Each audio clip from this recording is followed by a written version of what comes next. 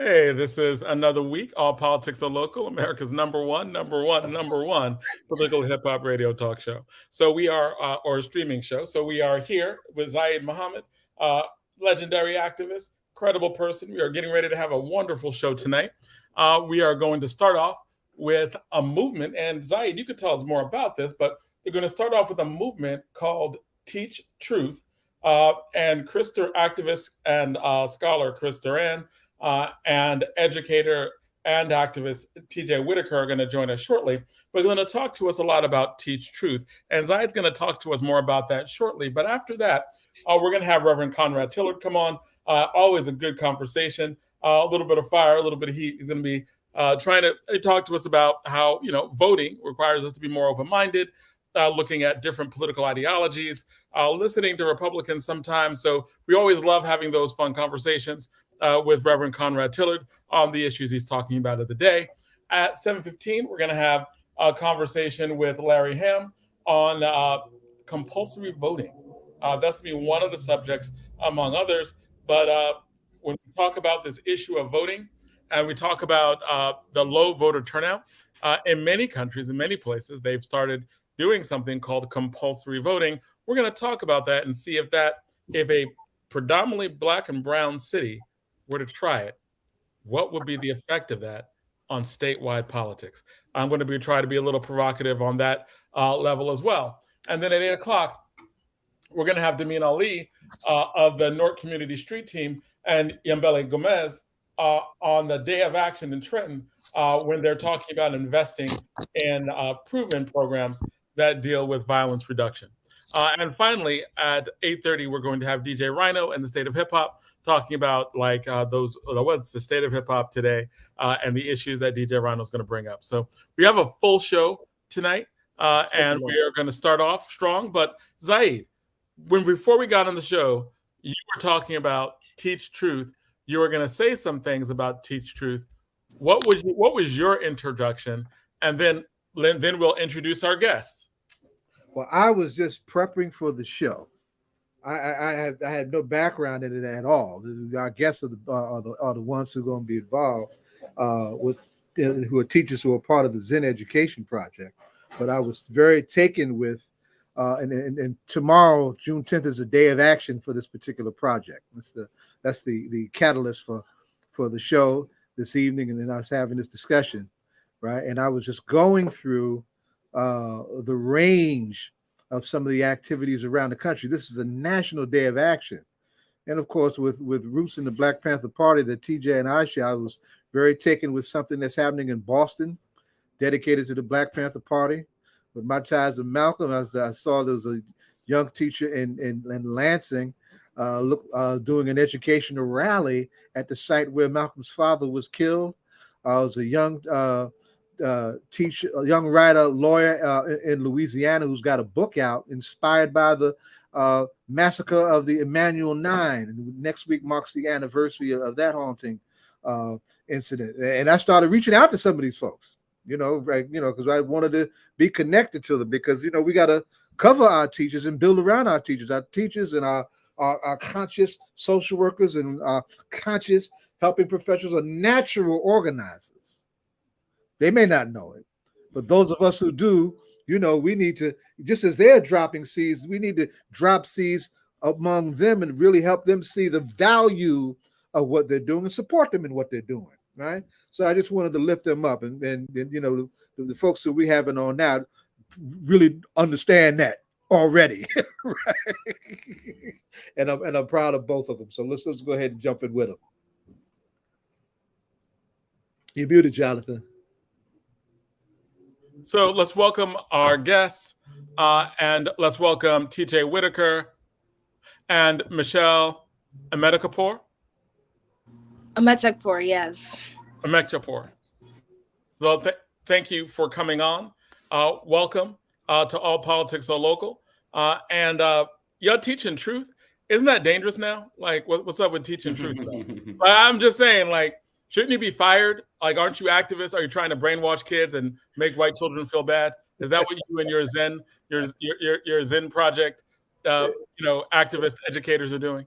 Listen, and Michelle, I want you to know that this young man is this hurling these crazy questions at you is a very serious teacher. His own is himself, in full disclosure and transparency. But that's a good question in the crazy times that we in. Let's talk. Michelle, you want to start us off? Michelle's one of our statewide organizers. We want to jump in. Yeah, so it's really funny because I'm a student. I'm a high school student. I'm about to graduate Payne Tech in Newark. So it's really funny when I just think it's funny how people think that teaching truth is dangerous or whatever. Wait. Yes, sir. Yes, sir. You heard right. Aren't you the Michelle that was at our April 4th rally for Martin Luther King?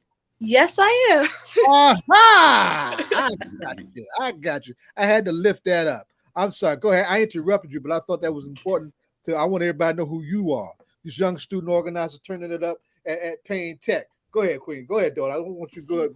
I interrupted you to let everybody know who you are. Yes, of course.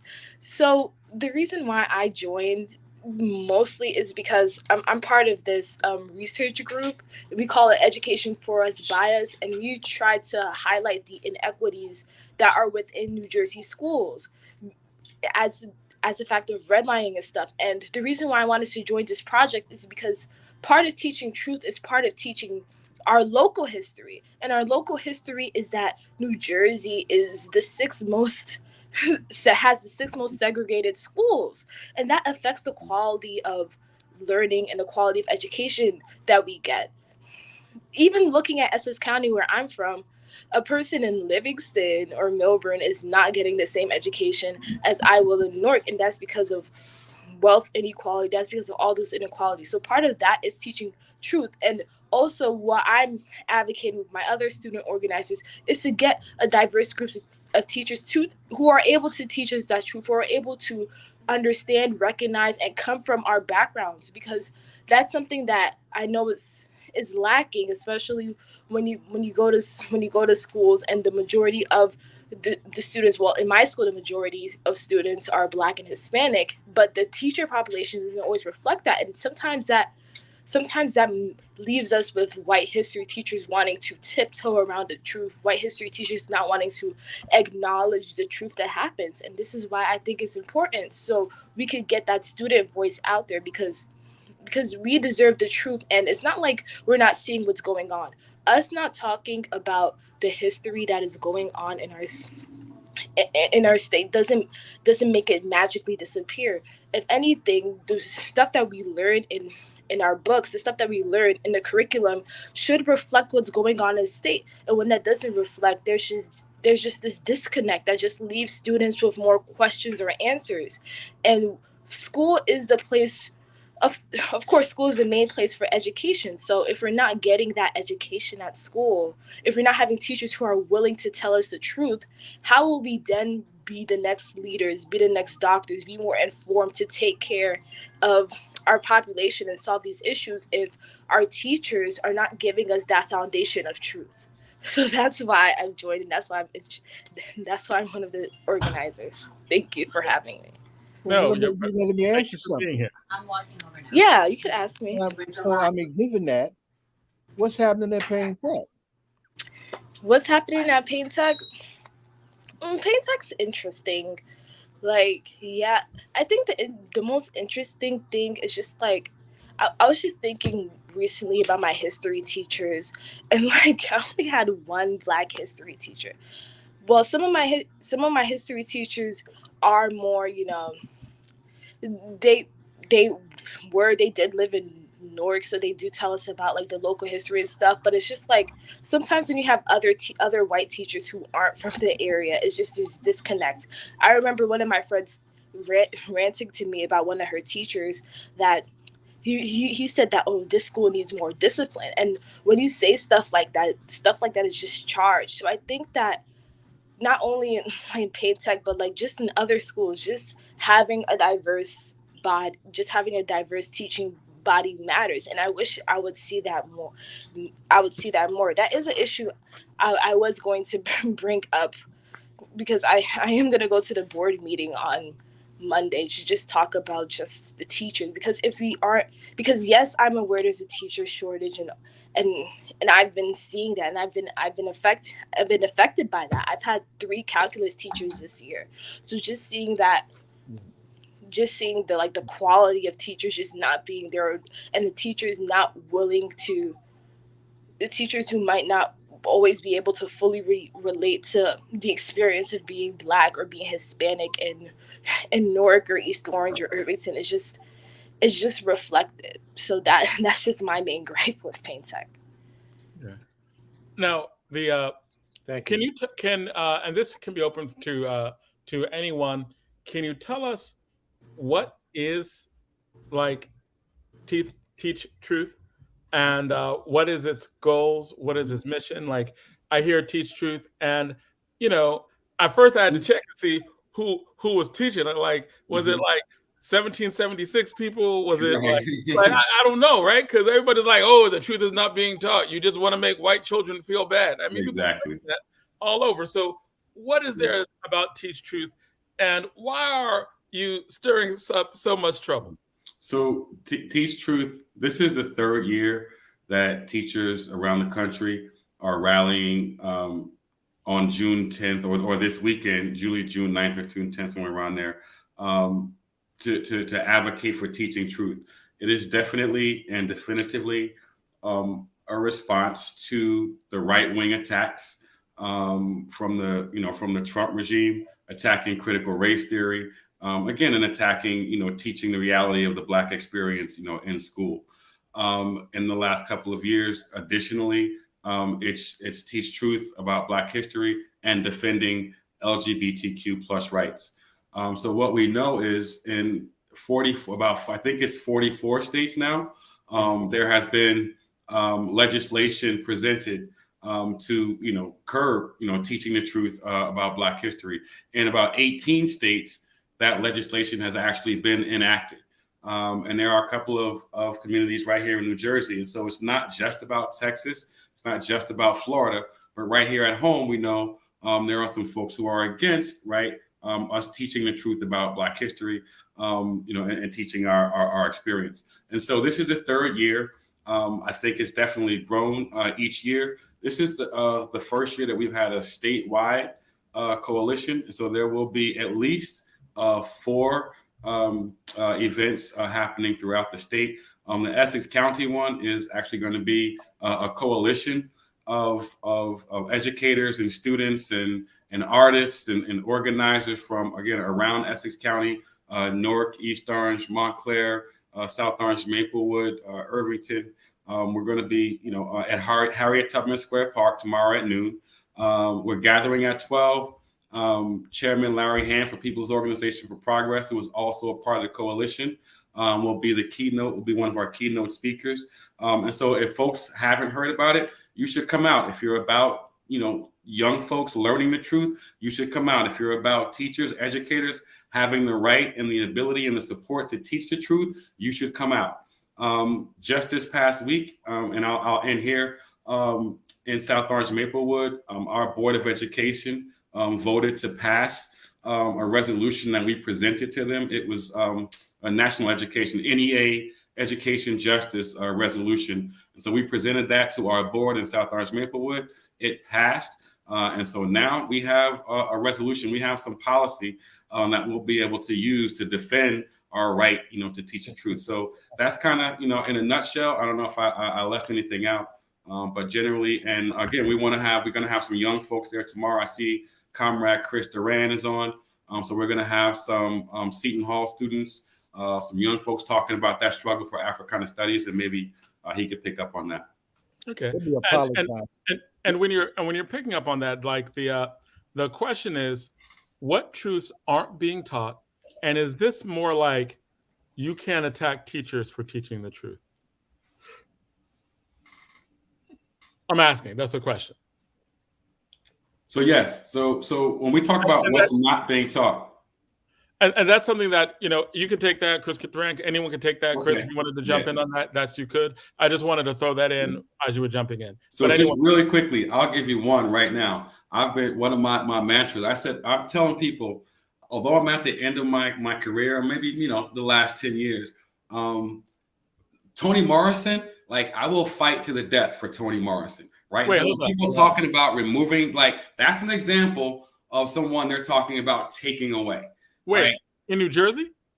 No, nationally, yeah. I mean, and so you go to Westfield, you go to Belleville, right? There are folks who are against Toni Morrison being taught, bro. Well, but you mean Nobel Prize winning? Yes. Toni Morrison? Who knew? Spellbinding. What a black woman got to do? She wins a Pulitzer. She wins a Nobel Peace Prize. She Exactly. can't be taught in high school. Nope, can't be telling the truth about black. About the black experience, man. So, This ain't Mississippi or Florida or Texas. This is New Jersey, Rhino State. Yeah. Yes, and Toni Morrison, Audre Lorde, all of these amazing black women are being taken from their curriculum. So my brother is actually the head of the Black Student Union at Paytech, and he's trying to get AP African American Studies to be piloted next year. Right. So where is he? Say it again. AP African American Studies.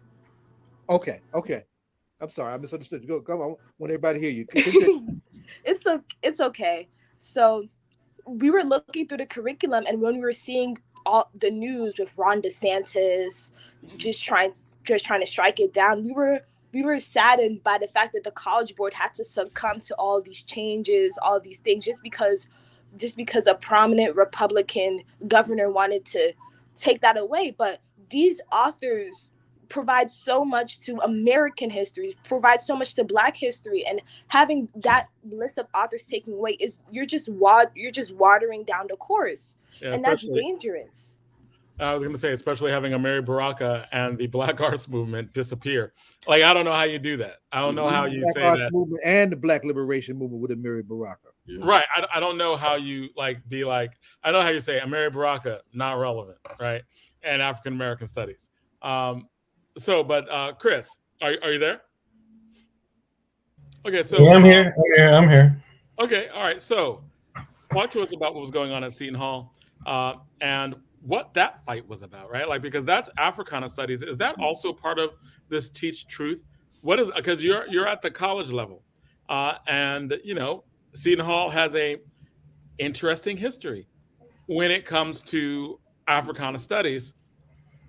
So what is it? Like, is it, do you have more than one professor now? Like, is it like, because for a while there, I was like, I didn't know. Like, I didn't know that you could have one professor and have like a program. At the party. Yeah. So Seton Hall, they established the first Black Studies Center in New Jersey in 1970 on the heels of the Black Power movement. It was advised by a committee made up of community members, including Amiri Baraka, the late Amiri Baraka. And, they were able to establish a semi-autonomous center for Black Studies. It was probably the most well-funded center in New Jersey at the time. They were able to run community programs or fund community programs through that. They also established the Puerto Rican Institute in 1973, which became the Latino Institute about a decade later. So you see the establishment of Black and ethnic studies happening as a result of struggle, as a result of movement work that happened in the community that translated onto the college campus. Recently, obviously, the thing is, the students at Seton Hall University had a list of demands around Africana studies because of the fact that the only person who was hired as a full-time professor, who was the director of the program, and it was demoted from a center to a department to a program back in 2014, I think, when Dr. William Sales left. I'm sure there are some folks here who are very familiar with Bill Sales. They demoted that into a program. So after the Concern 44 occupation of President's Hall in 2018, they made a concession to hire a director. They put this person on a 3-year contract. His name was Dr. Kelly Harris.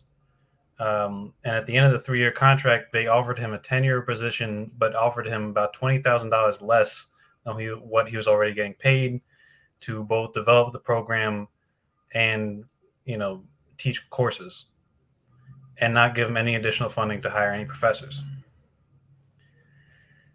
So, we fast forward to now, these students with the Protect AFAM movement, AFAM representing the course listing for African American Studies at the university.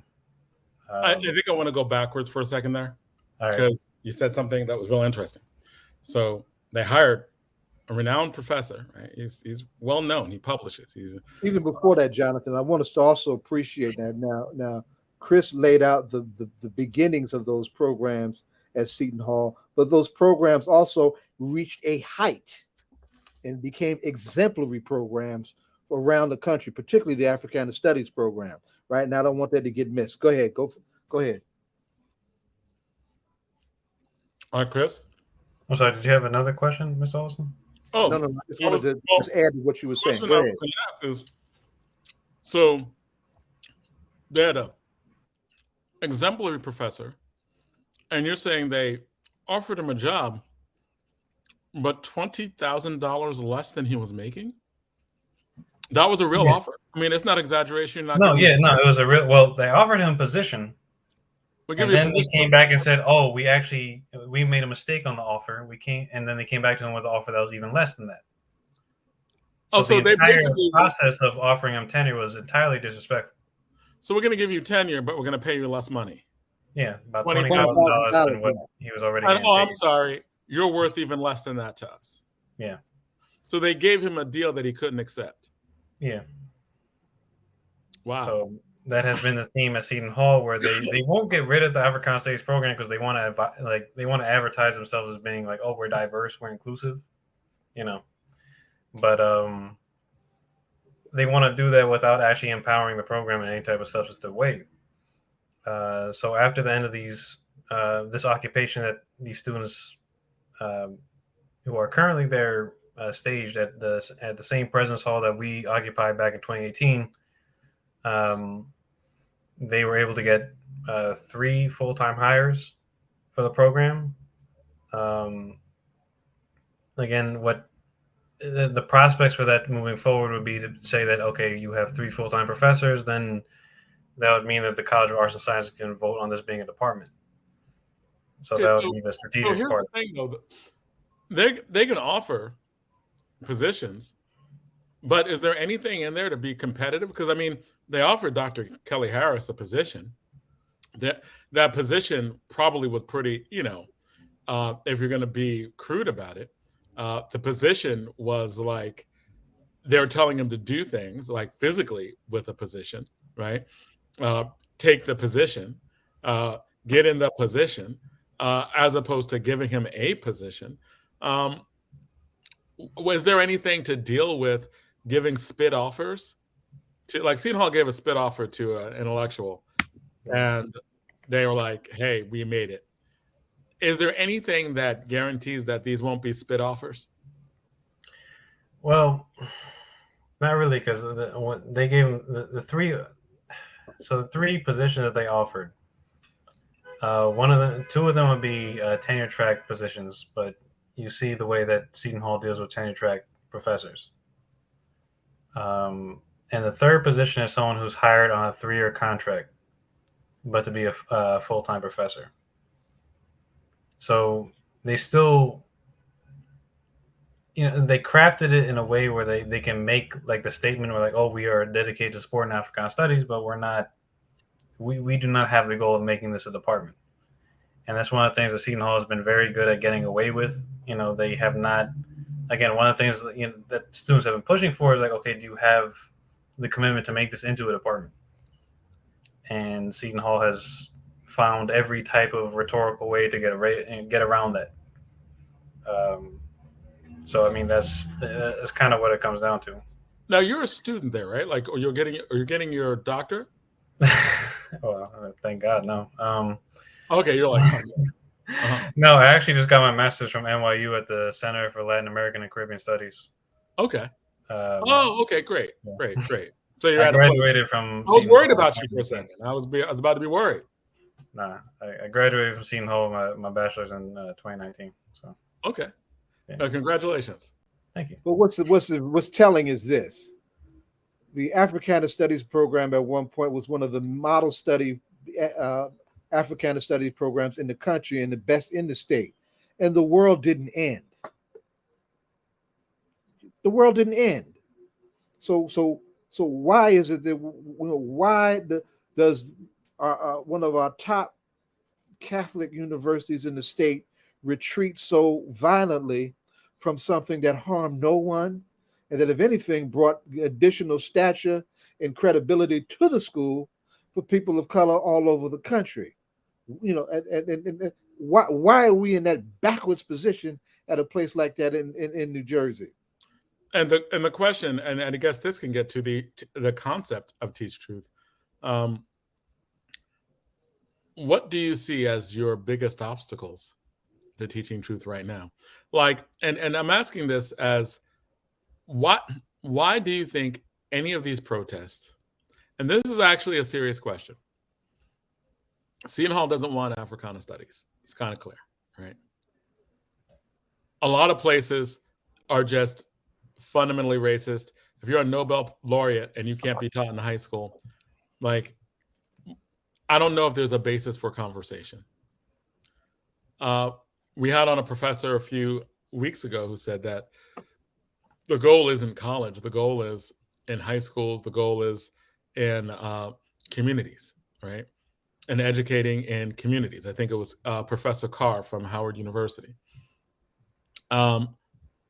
Is this a waste of time when you have to almost beg people who don't respect Africana Studies to have it, like at Seton Hall? What would you say?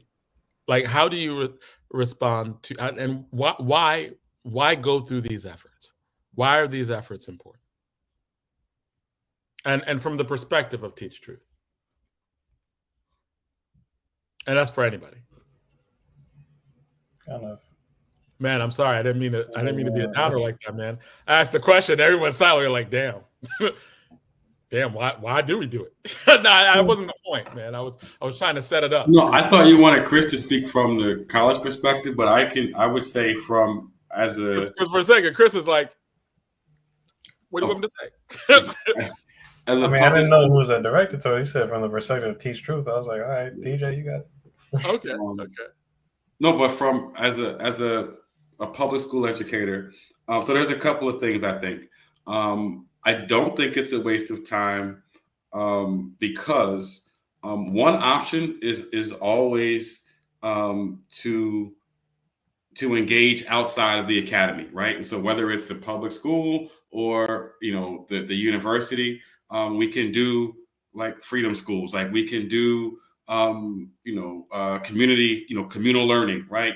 Picking up from Woodson and all of those, we have like a tradition of that. But for folks, but I think personally that takes a certain mindset. But for folks who aren't in that mindset, I think it's worth the fight, the struggle in public schools to not give up on Morrison, right? I've been, again, teaching Morrison for 30 years. I read Morrison for however many more years. So for the children that I've taught, the children I'm teaching now, and for those who come, and not just Black kids, right? But if we're talking about trying to move, their struggle to another place, right? And it's not just for Black teachers, right? Black teachers, we make up, less than, 5% of it's more white teachers who are teaching Black children, right, than Black teachers. And so if we're going to be serious about the work, we have to not only demand that the material stay in the classroom, but we got some serious work to do with some of our white colleagues. And that's just the real talk, like, because it's just Black folks or people of color being conscious around this teaching truth is not going to get the job done. Yeah, if I can also add to that, I think that, I think that it's also the question of like action on all fronts. I currently work at a public school district in Plainfield right now. And like I can see like what a curriculum that does not have a knowledge of self basis, impacts people with. I think that for me personally, like the only times I ever felt like I was engaging with subjects like history or social studies was when I got to write about the history of like where my family comes from in Chile. One of the things that, like one of the first essays that I ever got an A in high school was when I wrote about the 1973 coup in Chile that I had to teach myself about because I wasn't taught about in the curriculum. And then by the time I got to college, and like again, you have the option of pursuing a career that is not serving the people, and yet you have all these resources afforded to you. You have the time, you have the energy, you have the scholarship money, you have all this, availability to you. But if you're not being nurtured by people, who are educators, if you're not being nurtured by a program that can, help support your actual interests, then you can't go back to any community that you're in and actually help anybody.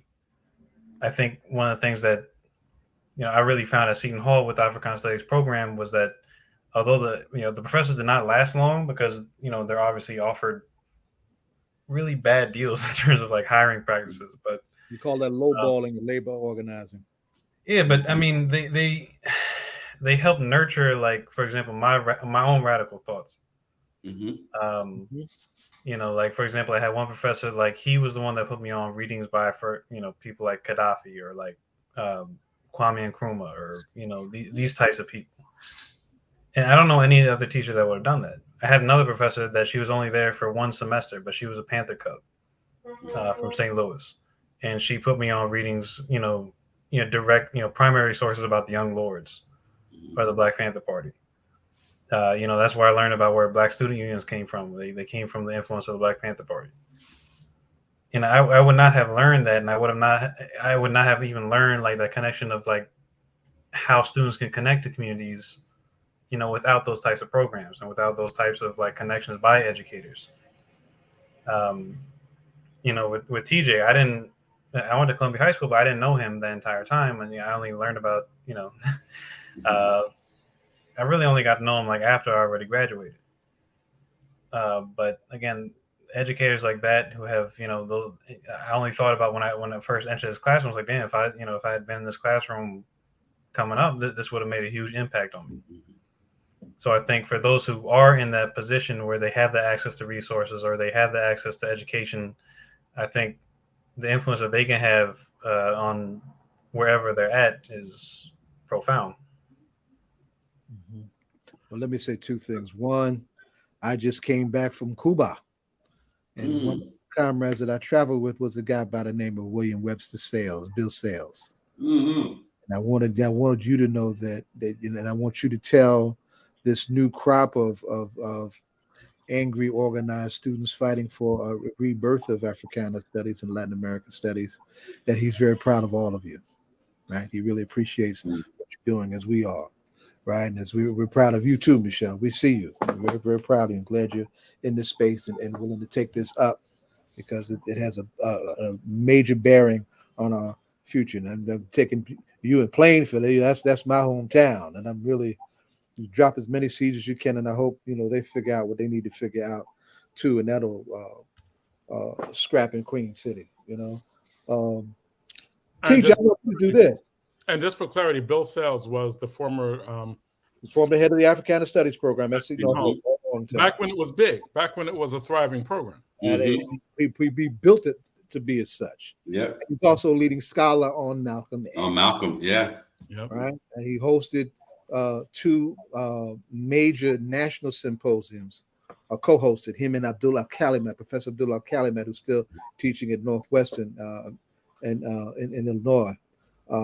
Or Malcolm X Speaks in the 90s. It got international attention, so much so that Cuba itself hosted an international symposium following what they did back in 1990 and 1991. And his book, From Civil Rights to Black Liberation, Malcolm X and the OAAU, is one of the most important books that has been done on Malcolm X. But TJ, I wanted you to do this too, right? Because you laid out the math dynamics that we're dealing with the numbers of teachers that are teaching our kids, and the Howard Zinn program.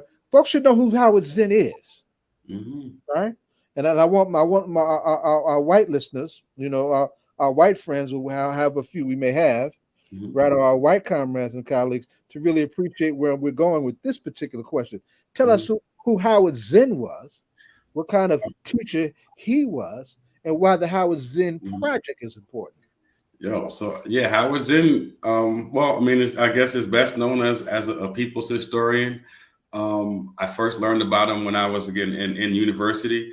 But his approach was to teach history, in his words, from the bottom up, right? And he would always talked about how history traditionally was taught by the winners, right? Those who won the wars, those who were in power. But he was one of the first, historians that I read who talked about how history was made by everyday people.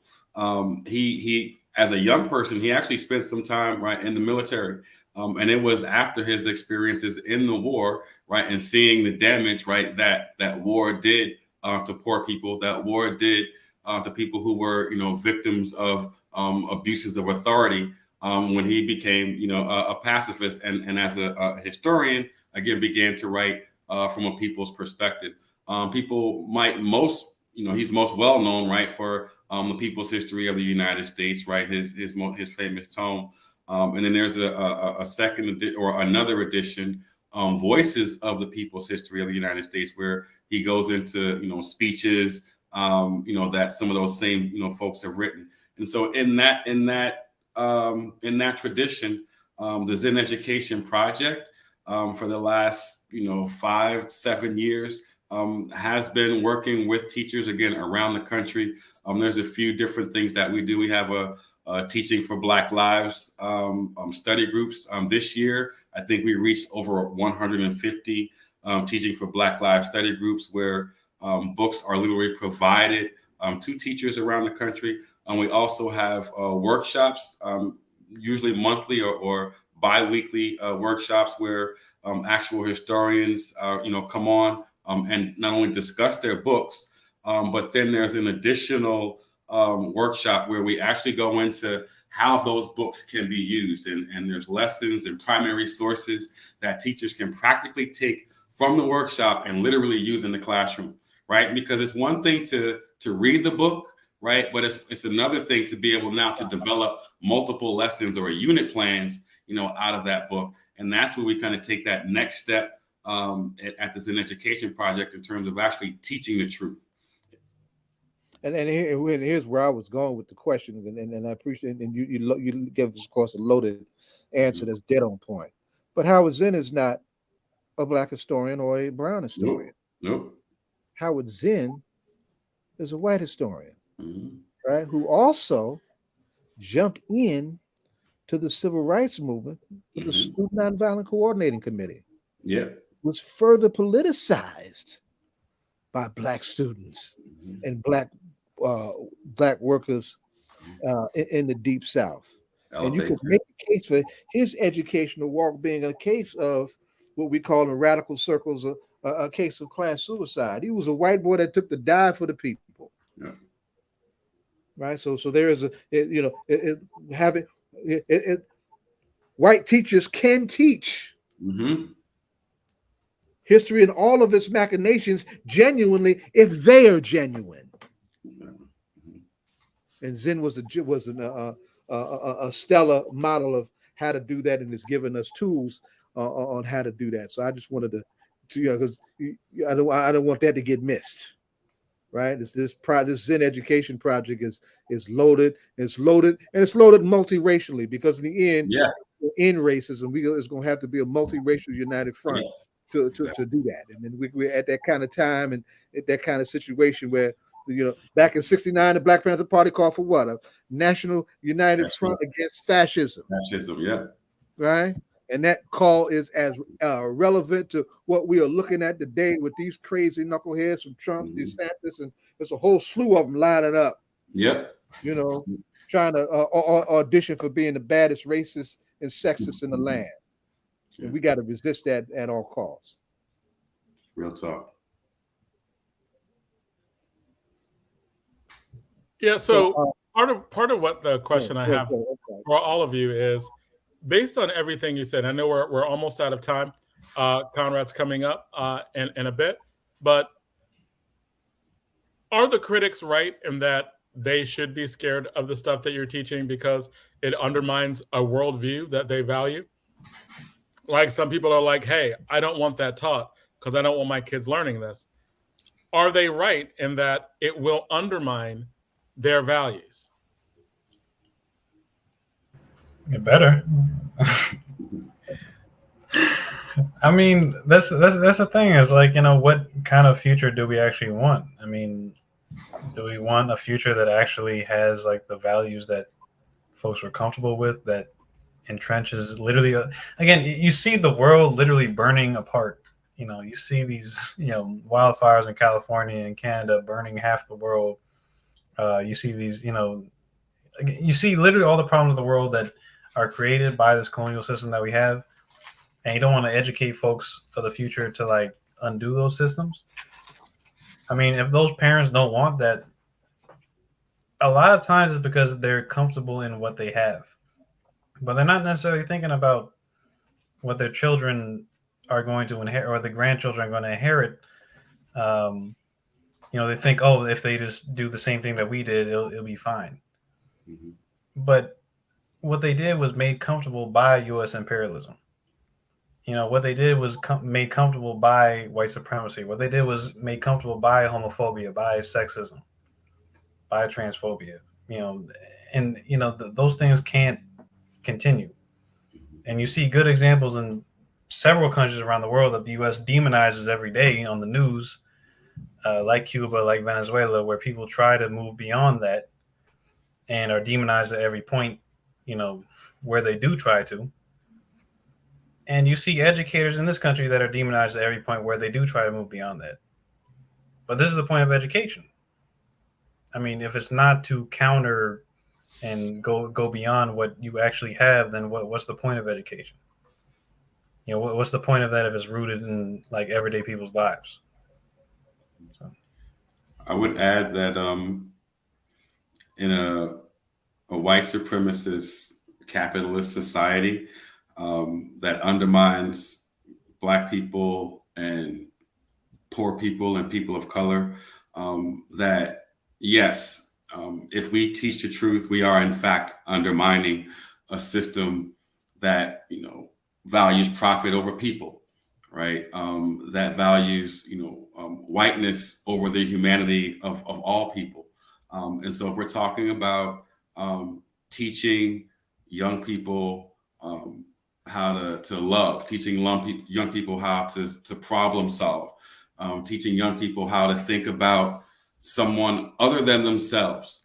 All of that is teaching against the general notions that most of our young people get every day. And so, yeah, we have an awesome responsibility. And I am under no misconceptions that it is to directly undermine what is taking place in society right now. All right. Well, thank you so much. Right. Like, because I think that is something that usually really needs to be said to get to the heart of what these debates are. They are real on their side. There are fears that they have that are on their side. But ultimately, we have to have these conversations. But last question for all of you. This is a hip hop streaming show. So who are you rocking with right now, or who's your favorite hip hop artist, individual, or group? Ask Michelle first. This is our first. Yeah, time. we haven't heard from Michelle in a while. Yes. Come on, Princess. I mean, like, there's always, the two people who are constantly in my rotation are Solange and No Name. I really like Solange a lot because her albums are rooted in just like Black love, Black acceptance, and healing. And whenever I listen to her albums, they feel really healing. And I also appreciate No Name because I love her lyricism. I love her flow. And I just, honestly, I feel like No Name has like really, like, over the pandemic, No Name has really dropped a lot of gems and like books I should read. And I saw, as long as I saw her personal evolution along with her musical evolution, how her music has become more radical, and she's helped me just appreciate more people, appreciates people we don't see. She sends books to prisoners a lot. She has a book reading club that gives good book recommendations, and I feel like those two artists just help me just, try to move beyond all the teachings of, myself first, capitalism, because like, what good is it if I do all this stuff to enrich myself, but then my neighbors aren't happy, my other people aren't happy. So, they just really ground those are the two I keep in rotation heavy. Nice. And No Name is supposed to be coming out with a new album in July. So I mean, my students hit me to No Name, and I love her because she's a spoken word poet. One of the few I've actually seen in concert. But apparently she has a new album coming out in July. I'm looking forward to it. Chris or TJ? You got it, Chris. Well, I got to shout out two groups also. Like one group is Rebel Diaz. Speaking of, that was one of the few essays that, again, I wrote in undergrad that a teacher actually nurtured my growth with. They like to preserve the radical history of hip hop, following directly in the legacy of people like Dead Prez. They're from my father's country of Chile, and they're very much about advocating for political prisoners, and having revolutionary themes in their music, and talking about the radical history of hip hop, even through like community organizing and how hip hop originated as well. And I also would like to plug my comrade, my sister, Felicia George, who is also from my town, and she also very much preserves that legacy in her music as well. So. And I'll be quick. Lupe Fiasco right now, and I'm just burning a hole in Streets Are on Fire. Just a single I've been like this week. I just can't get it out of my head, so I've been playing that a lot in the car.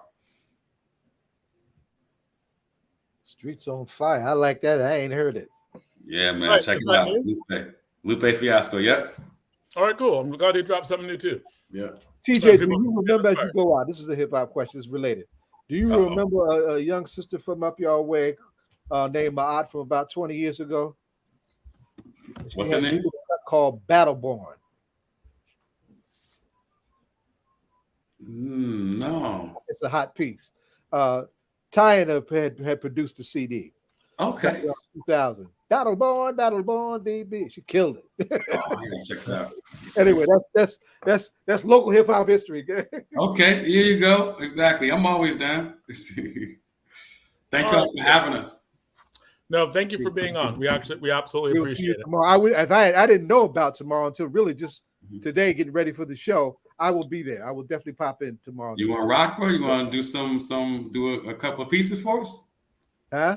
You want to do a piece for us? Uh-oh. You got some poets coming through. I'm just saying, if you got something, you want to do, Baba Zaid, we always got a few minutes to bless the mic, That's whatever great. you need me to do. You got me. All right, you got it, bro. Appreciate it. All right. Well, we'll take care. Thanks a lot, man. Thanks for having us again. Peace. Thank you. We'll have you back on again. All right. Talk to you soon. All right. Well, that is All Politics Are Local, America's number one political hip hop streaming show. We love having them on, talking about Teach Truth. We also love having our next guest on, Reverend Conrad Tillard, Sr. Welcome to All Politics Are Local. Love having you on, man. So, good evening. Good evening. What's going on? What is going on? What's going on? Hold up. Where you at? I will see what he got in the background. Where you at? Sure. Are you at the Hip Hop Museum? No, this is what you call a virtual background. And okay, it's real smooth, right? Because you don't seem like you're going in and out. Something I'm trying new. It's actually me in Brooklyn, in Bed-Stuy. That's my background now. Yes, sir. What's going on, brothers? Oh man, we are surviving the smoke, the great smoke out. Yeah, the great American smoke. out. Yeah. This has been a great experience. But I tell you, the biggest story of the week is that Black preachers, civil rights leaders, Black developers got together and defeated a bill, a very bad bill in New York State that would have essentially destroyed the wealth, the accrued wealth of generations of African American homeowners. This bill called so-called good cause eviction. It was a very deceptive bill. You know, Black folks have been used so many times in the past. We are the shock troops. We are the cannon fodder for the objectives and aims of all of these movements over the years. And that's why we have to stay always focused on a Black agenda. And so we came together, Black ministers spoke up for their members, civil rights organizations spoke up for the concept of ownership, and Black developers said, hey, you know, we just got in the game. You can't, pass this draconian bill. And fortunately, Governor Kathy Hochul threatened to veto the bill. The legislature in New York, the Senate and the Assembly really couldn't get together on a bill because it's an absurd concept to basically pass a bill that would make 100% of the housing in New York State affordable housing. And that sounds, you know, for the uninitiated, for the utopian, oh, that's great, you know, 100% affordable housing. But what people don't realize is that affordable housing, like anything else, has to happen in moderation. You know, right now on the Upper West Side, there's 70 and 80-year-old people who got into affordable housing apartments back in the 60s and 70s. And they're sitting in their golden years in a 4 and 5 bedroom apartment on West End Avenue paying $500 a month. And some young family does not get a chance to move into an apartment like that. And they're paying $5,000 or $3,500 a month in a very small apartment. So, you know, we stopped that bill this week. That bill is dead. And I am very proud to have called out the DSA and the people like Senator Brisport and Senator Julia Salazar, who presents herself as some, you know, I don't know, some erstwhile Cuban revolutionary, but she has a trust fund of $10 million.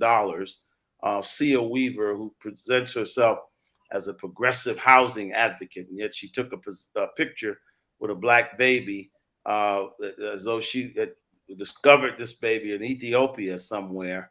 And we're just tired of that. You know, we got to have a Black agenda. Black people bought homes in South Jamaica, Queens, Harlem, the Bronx in the 50s, 60s, 70s. For 20 years, they couldn't give those properties away. And we cannot pass legislation that will essentially say that property that's been passed down or homes that have been bought are useless or worthless. No, that's a big story. All right, so help me understand this, right? Because we know that New York has one of the highest rent markets in the United States. Yes. We know that people are evicting. I know that people are doing all kinds of things to keep people out of, rent-controlled homes by lying to them, using all sorts of dirty deeds. There are working homeless people now, right? Mm-hmm. So what did the bill try to do? Like, what was the intent? So what the bill would have done is, number one, it caps the cost of rent increases at 3%. And that sounds good. That sounds good, except when you consider the fact that Black homeowners, costs have gone up 25%. The other thing it does is that it gives a tenant the opportunity to renew a lease in perpetuity.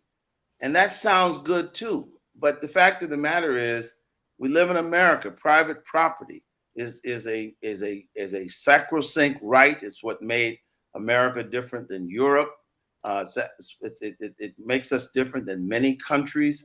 And to say to a homeowner that a family or a person has a right in perpetuity to pass a lease down in your building is, Now, when you say pass the lease in down, other words, they can renew the lease. A lease is a contract. If you say you have a 1-year lease, you have a 2-year lease, that's the term that you legally are able to stay in a place. You can always get you can renew your lease, you can get another lease, but the fact of the matter is that's a binding contract. And realities change sometimes with people, and the point is, it's not evicting someone if you have to do something else with your building, or you decide to do something else. Well, And a lot of what was going on in Newark is like Newark has very good, for some of the housing, very good rent control. Right. And it is difficult to evict if they're paying their bills. They're paying their rent. Right.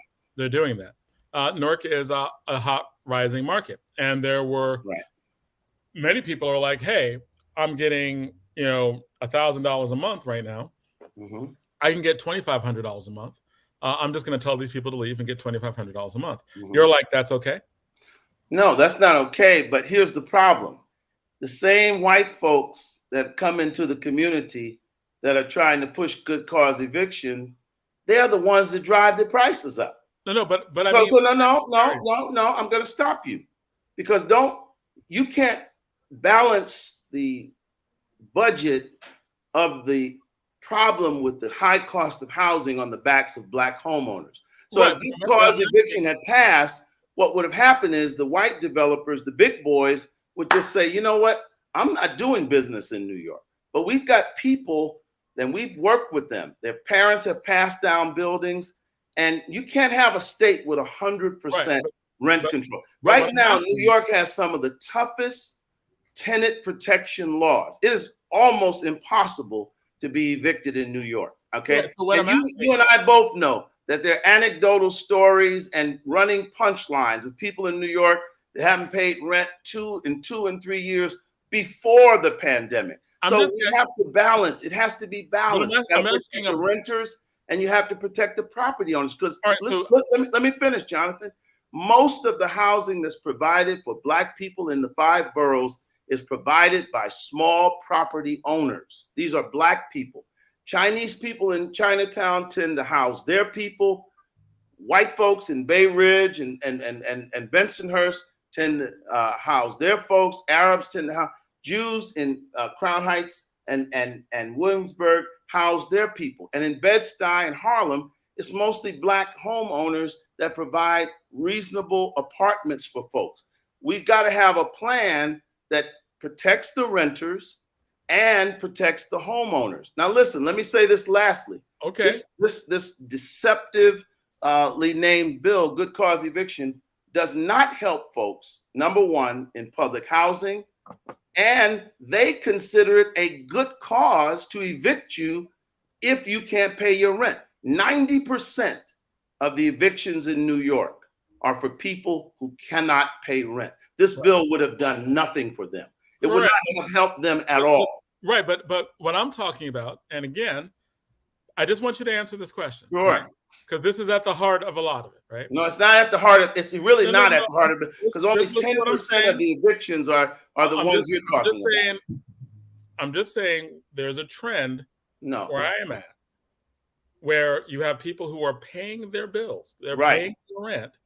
Right. And you have homeowners, because they know that they're paying $1,100 a month. Sure. They've been paying $1,100 a month. I just want your opinion on this, right? Sure. This is the problem that we're dealing with. Right. They're told you need to leave because they really want to get people who can pay $2,000 a month. Well, $2,500 a month. Do you think that is okay? Well, let me just say first about that is that the first thing is that is a rarer occasion. 90% of people in landlord-tenant court are there because they simply don't have the money to pay their rent. Right, I get that. That's a function of a poor job market, but mostly in New York, and again, it's the irony of the progressives. These are the same people fighting responsible. I just needed to answer Jonathan, please, you have to let me finish. The second time I asked the same question. I'm not getting. I'm answering your question. The problem with that is the people pushing this bill are the same people saying you can't build new housing. So basic economics is that in a city with 8 million people and people constantly coming, in order to satisfy the need for the housing to bring the cost down, is you have to build more housing. And that's what the progressives don't want to do. That's why Christian Jordan resigned in Harlem, because the people were outraged that she stopped a major housing development on 145th Street. And so you can't have it both ways. You can't say, I don't want to build new housing, which essentially creates more housing in the market. And basic economics, it lowers the price of housing. We have a housing shortage. And all I'm simply saying is this was a bad bill because it would have balanced the budget on the backs of the only people that can't leave. The big developers, the money people, they can afford to say, you know what? I don't like New York's laws. I'm not going to invest in New York. I'm going to Connecticut. I'm going to Florida. I'm going to some place where there's no good cause law. The people who would have been destroyed in this are the Black homeowners whose only wealth is tied up in their home. So, in reference to your question, yes. First of all, it is more anomalous that someone buys a house and says, okay, I'm going to go up 200%. We've done the research. This is a rare situation. But I will say this, it's your friends, the progressives, that create that problem. Because apartments in Newark haven't costed $2,000, $2,500. Who's coming there making the price go up? That's right. What we have to talk about. No, but those people don't have the right to lecture Black homeowners when their very presence raises the cost of rent. Right, but I'm just asking, is that okay? If you're saying no, but what do you mean? Is it okay? First of all, if a person's lease ends, a lease is a contract. Hopefully, you get an apartment with someone and you can live there as long as you want. Hopefully. But the reality is we learned this in Newark. We learned it in Washington, D.C. We learned it in Harlem and Bed-Stuy. When you're just renting, you don't own the place. We used to believe that Harlem could never be 30% white or Bed-Stuy would be 35% white. But the bottom line is when you have a contract, and most homeowners and tenants work fine together. That's why I keep telling you, I've looked at the statistics. 90% of the people in landlord and tenant courts in New York are there simply because they can't pay the rent. It's not because a new owner bought the house and raised the price. Sometimes it's not the new owner, look at, right? But you don't fix that problem by saying New York State, every unit in New York State I think you're under rent stabilization. Okay, so here's the depress the market. From what I hear you're saying, right? Yeah. Is that a contract is a contract, a lease is a lease. When your lease is up, I mean, that's just and when your lease is up, if they want to go up 500%, that's okay. I didn't say that was okay. So tell me, what are the limits? I didn't say that was okay. And in the what is the solution to the problem? Well, first of all, as I said, or is you don't want to deal with the fact that the market, okay. First of all, I want to deal with your progressive friends that move to places like Newark. And you know what it is, Jonathan. You know it's whites with good jobs moving into these communities that drives up the price. That's obvious. Absolutely. And if you can't admit that, then you're not being honest about this conversation. I agree with you. This whole fight is really not about Black people. That's what's so frustrating, that Black people get so caught up in this. This is really about young whites with jobs in Manhattan that are moving to the outer boroughs for the first time in their lives. But they are really answered. There's a problem. You're saying it's not a problem. I didn't say it wasn't a problem, but what I'm saying is... You're saying, hold on, wait, please listen. Sure. You're saying that in the courts, most of the time when people are in courts, it's because they don't have the money. That's true. But that does not mean that that if they could, because in a lot of these places, they have a lot of rent control laws, et cetera. But what we are finding in Newark is that in certain places that are not protected, landlords are doing exactly that. They're raising it 500% because they can get higher rates. We've done the research. We've done the research in New York. That's really an anomalous situation. No, it's an anomalous situation. It's anomalous, but can you answer a question? Is that okay? Well, first of all, you're asking me okay by whose standards? First of all, I don't make the laws. Should that be legal? Well, no, that shouldn't be legal that you can go up 500%. But it also raises the problem that moralizing is not going to solve that problem. If a young white, let there be policy limits, and if so, I'm a guest. Please let me finish. If a young white folks with Wall Street jobs decide they want to move to Bedford-Stuyvesant, is that right? So what happens is it's not about right or wrong. It's about we have a housing shortage. Right. You have to build more housing because when you build more housing, it makes the prices go down because people have options. What's happening now is we've got a progressive legislature fighting new development. And when they fight new development, it makes a scarcity in housing. And because there's a scarcity, the prices rise. So yes, it has happened. We know of cases. It is really more anomalous. But some people, if they have $1,200 rent, they can't pay that. So the fact of the matter is, you don't bring a sledgehammer to fix a problem that a scalpel will fix. Do you believe that? Would you support 100% of real estate in New Jersey being under rent control? So I'm asking you a question. Do you support that? In Newark, I would say yes. Okay, then nobody's going to build housing in Newark because people build housing. It's like any other investment. People build housing to make money. And there's a fine line between having some affordable housing and some market rate housing. So nobody is going to build housing when you have 100% real estate market. Do you have investments, Jonathan? Yes. Okay. Do you invest in things that won't be profitable? Use the standard of your own investment portfolio. People in real estate are not going to build housing to fulfill a socialist fantasy. So there's a reality here that housing is something people invest in to make money. When people buy a two-family house, they're not buying a two-family house in Newark because I want to provide housing for people. They're buying a two-family house because they want to make money. They want to be fair. The market, if there's enough housing in the market, it will. So what should be the limits? What's that? What should be the limits on the market? What are you talking about the limits? Who determines? Do you know about laissez-faire? Who determines the limits? Okay, so the market determines the limits. That's what we're debating about. Government does. We can have some affordable housing, and some affordable housing says you give tax incentives to developers. You develop 60-40 housing. Okay, we'll say we'll give you a tax abatement. You build a building. You have 60% market rate, 40% affordable housing, 80-20. I mean, the point is, you can't act like developers and people who build housing. I don't, you don't. You can't act like they don't have a say in this matter.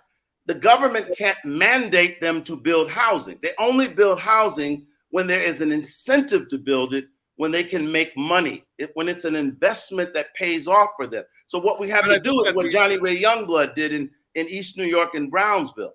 Find responsible developers, strike economic deals with them that make sense to them, but also make sense in the interest of the city. And good cause eviction doesn't do that because socialists, and most of these socialists have, as many of our leaders, gotten their first apartments. They're not willing to acknowledge that we live in a capitalist system and people do things in order to make money. But in their own lives, you go teach every day, and everybody, Cornel West teaches, and Eric Dyson teaches. They want their check at the end of the week. But somehow they get on a soapbox and act as though people are going to invest millions of dollars to provide housing for people when there's no profit in it for them. I think that one of the things that we can agree on, and I think we can agree on this, is that as a rule, people should not be allowed to go up on rents 500%. I agree with that. Right. But that's also a that situation with the market. I'm saying be mad at the people that come to you. I'm saying call out the people that are talking about Black Lives Matter that move into your community. No. I'm going to deal with this. Call out the people. First of all, you've been in Newark your whole life, Zaid. You know, apartments didn't cost $2,500 in Newark. Why are the prices going up? Don't beat up the Black homeowner when you got somebody coming there offering $2,500. Beat up the folks that are coming in and say, you're so-called against gentrification, but you are the gentrification. Right, but they don't care. So okay, well then, so you're going to beat up the Black property owners and make them bear the brunt and make them suffer? Okay, so what suffers if it's a good cause eviction, right? If they're not paying their money, they're still going to get evicted. They're going to get. That's why the bill was bad. No. So who does it? It didn't help renters. It was a bait and switch. It didn't help renters, but it hurt owners. Okay, how does it hurt owners? Because what it does is, number one, it limits rent increases to 3%. That sounds great. But when when property taxes go up, when water bills go up, when the city loads down the property owners with unfunded mandates, like you got to have an electric stove or you got to provide this. This destroys. It shouldn't be 3%. It shouldn't be 500%. No, I agree. And you and I agree with that. The difference between me and you is that I don't believe that a pair of 84 Nike Dunks or Nike Jordans should cost $800. But if you get some dummies that will stand in line willing to pay that for them, that's what they cost. That's a market analysis. And you can't ignore that. I mean, that's the reality. It seems like you disagree with the market analysis. I disagree morally. I also have to be realistic. And my point to you is, on a policy level, you don't think there should be any limits on what people should increase? I did not say that. I'm asking. That was a question. What I said was, I wouldn't pay $2 for Nike Dunks or Jordan. But some people will. And what I'm saying is, when the progressives come into Newark, which they never wanted to be in before, and they want to live there and have defund the police rallies and Black Lives Matter marches, they themselves are going to raise the prices.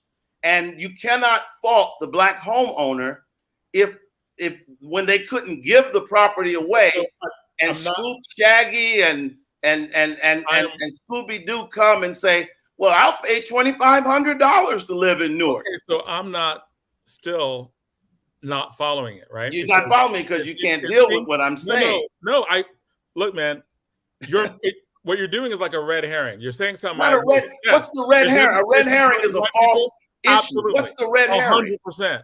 What's the red herring? I'm not saying. You told me the prices are going up in Newark. I don't live in Newark. Right. Why are the prices going up in Newark? You have said that you have essentially been defending, or at least seem to be defending, that you will not put a policy limit on what people can rise. First of all, you don't. No. What I'm saying is, what's the limit? What I'm saying is, you have a fundamental misunderstanding of how the free market operates. Who would make the limit, Jonathan? Let me ask you a question. I pray every day. Who could make the limit? The government does all the time. Okay. That's what we're debating about. And you know what? Government makes the limit. Let me remind you what happened. And let me remind you what happened in the 70s. Let me remind you what happened in Newark and New York City in the 70s. When people who thought like these progressives, and obviously you, said, you know what? We're just going to tax maybe you, because you say you want limits, and then you say no limits. I don't know. Please finish? Can I please finish? I don't want limits. What I want is to build more housing, which will naturally depress the market and bring the prices down. There is no entity that can set limits, because what happens is the same thing that happened in New York in the 70s. When people said, we're going to have welfare, we're going to have all of these liberal social policies, and how will we get the money? We'll tax the rich. The rich, the middle class, they walked away from the cities. You could buy an apartment building in the Bronx with 20 units for $1,000. the city went bankrupt because the government, in spite of what you keep saying, cannot say to they can say to a wealthy person, okay, we're going to tax you 90%. And that wealthy person will say, you know what? I'm moving to Florida. See you later. So that's just the bottom line. You may not like it, but you need to take an economics class because there's no entity that can set limits that business people are obligated. The only people that are going to be hurt by that are the black. Most people. I'm just saying. You just said if someone wants to raise the rent 500%, there should be no legal limit. I never said that. I never said that. I never said that. Answer a question. I don't believe that there should. I don't believe there should ever be a shooting on the street. I just know that there's no entity. I just know that there's no entity that can enforce that. Like I deal in the reality, not in the fantasy. So my point to you is, if the government sets a limit, if the government says that you're saying the market should decide everything, right? I'm saying the market does decide most things. Okay. And what I am also saying is the way to deal with that. I hold on 1 second. I got to get my cord. Hold on 1 second, because I'm about to lose. I need my son to get my cord. We are reaching toward the well, let me say what I'm saying, Jonathan. Okay. All right. And I don't need you to put words into my mouth. Okay. And I think that I've plug this in for me. I think I've proven over a 38-year, 40-year track record that I am for our people. But we just have to face the facts that part of our people are middle class and they own properties. And I am not going to join with white socialists that just found out about Harlem and Bedford-Stuyvesant and Newark and are spending a little time there to later grow up and decide they want to move back to Milburn and Short Hills. I'm not going to throw black homeowners, property owners under the bus. I don't believe, I don't believe in a socialist ideology. I don't think there's anything wrong with owning property. I don't think there's anything wrong with people delaying gratification and investing in themselves to create black wealth and pass down a home to their children and grandchildren. And they do that because they want to create generational wealth. That's very important for black people. And these bills that the good cause eviction folks were pushing wouldn't be so bad. But these are the same people that are saying, don't build more housing. So if you tell the city not to build more housing, if you vote in the legislature to create obstacles for black developers and all developers, then what you're going to have is what you have now. And that's a shortage of housing. When there's a scarcity, even in old communist Russia, where many of our folks obviously want to be, there would be a black market. Because the fact of the matter is water seeps to its own level. If you don't have a free market in your country, you're going to have a black market. Because human beings are driven by their needs, their wants, their desires. And there's no government fiat that can remove human initiative that people to say, you know what? The government says I only get 3 bushels of greens. I need 5. They're going to find that on the black market. So I think and here's the question. Like, it sounds like you're saying that regulation on pricing bad. I didn't say that, but I'm saying we already have millions of affordable housing units in New York. The problem with the affordable housing units is you got 60 and 70-year-old people, because of these kind of policies, that still hold on to 4, because leases in perpetuity, still holding on to 4 and 5 bedroom apartments on the Upper West Side. And they have homes in Martha's Vineyard. They have homes in different places. But because they had that apartment in 1976, they can still hold on to it and pay $500 a month. This is what destroys the market. So you don't even want to address that. It's, rent stabilization is not without its problems. There are some good things that happen, and I'm for that. I'm for incentives, giving tax abatements, working with developers to provide some affordable housing. But you also have to recognize these people make money with the market rate housing. I have a brother I'm working with, an organization called Small Property Owners of New York. He's got a building that his parents and grandparents passed down to him. He's got 14 units in that building. 12 of those units are affordable housing. Okay, Mark, I'm there. They are rent stabilized. He carries that building with the 2 market rate units in that building. That's the only way he can provide housing for those Black people. Okay, and some of those affordable housing units, he got people paying $400 in those units, and it cost him $1,100 to operate the unit. So we're going to drive Black homeowners. You know, a lot of Black people don't have a broad portfolio, investment portfolio. We believed in buying homes, a piece of the rock, and a lot of Black people, that's where their wealth is tied up in. And so whatever bill we have, and I think we just passed in 2019, more tenant protections, okay? And that's a good thing, but we cannot destroy Black generational wealth. So I'm not going to do that for Shaggy and Scooby and some folks that just found out about Newark and Bedford-Stuyvesant, and they want to be there so they can go work at a job on Wall Street. Now, when you're talking about, I think that just from this, you do believe that there should be some regulation on pricing. No, I didn't say that. I said I believe that rent stabilization is a good thing. What does that mean? What is rent stabilization? What that means is, what does that mean? And again, you know, when you talk to a developer, okay, first of all, you have to acknowledge, why do you think people build housing? Why would you imagine that a man would wake up and say, I want to build housing? Can I ask you that question? Yeah, they want to build just for the same reason why most in capitalism, they want to make profit. They want to make money. Okay, why do you go to work every day? Don't say capitalism. Why do you go to work every day? You love what you do. Why don't you do it for free? Why don't you do it for free? Just tell us. Okay, right? Then. So you work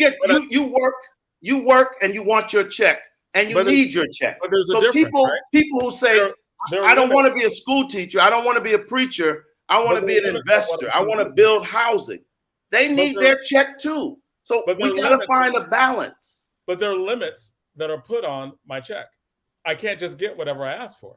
And they can't either. And guess what?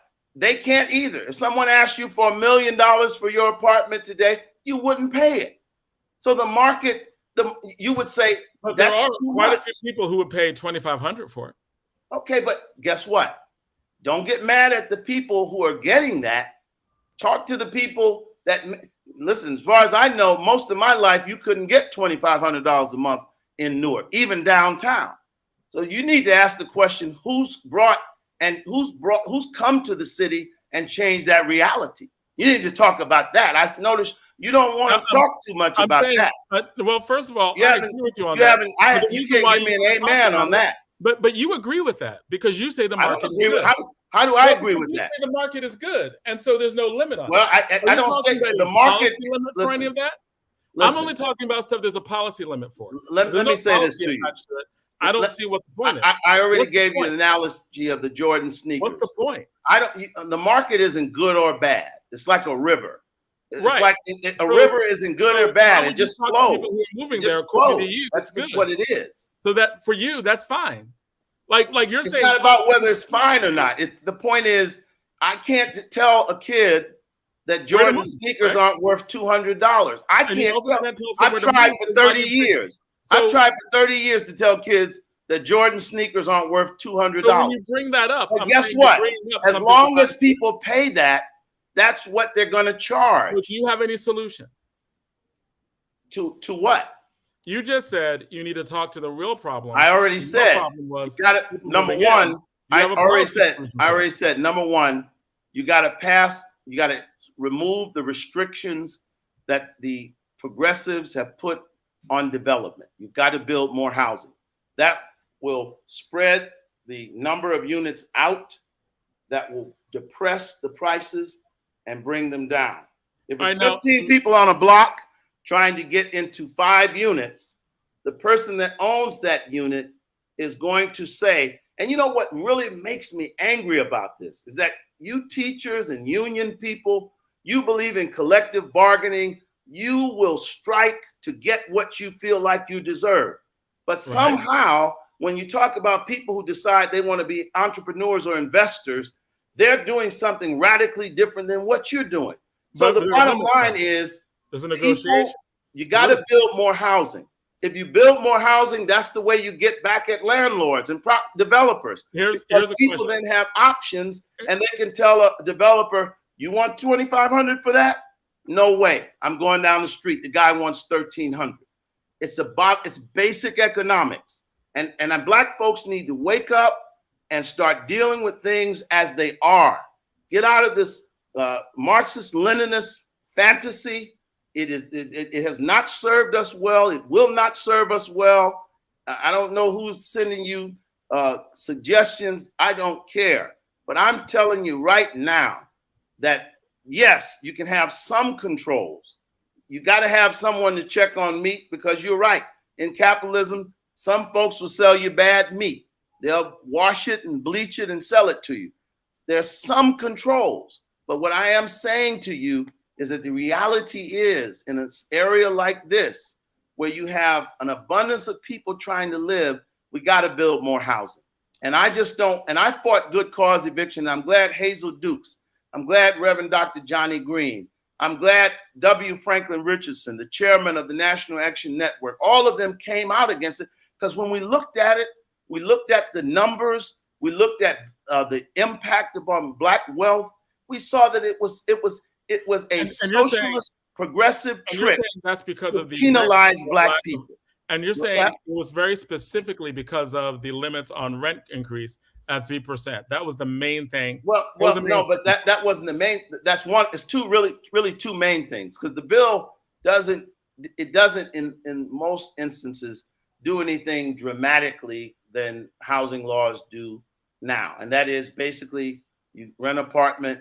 You enter into a contract with the landlord, you pay your rent, they provide a clean place to live.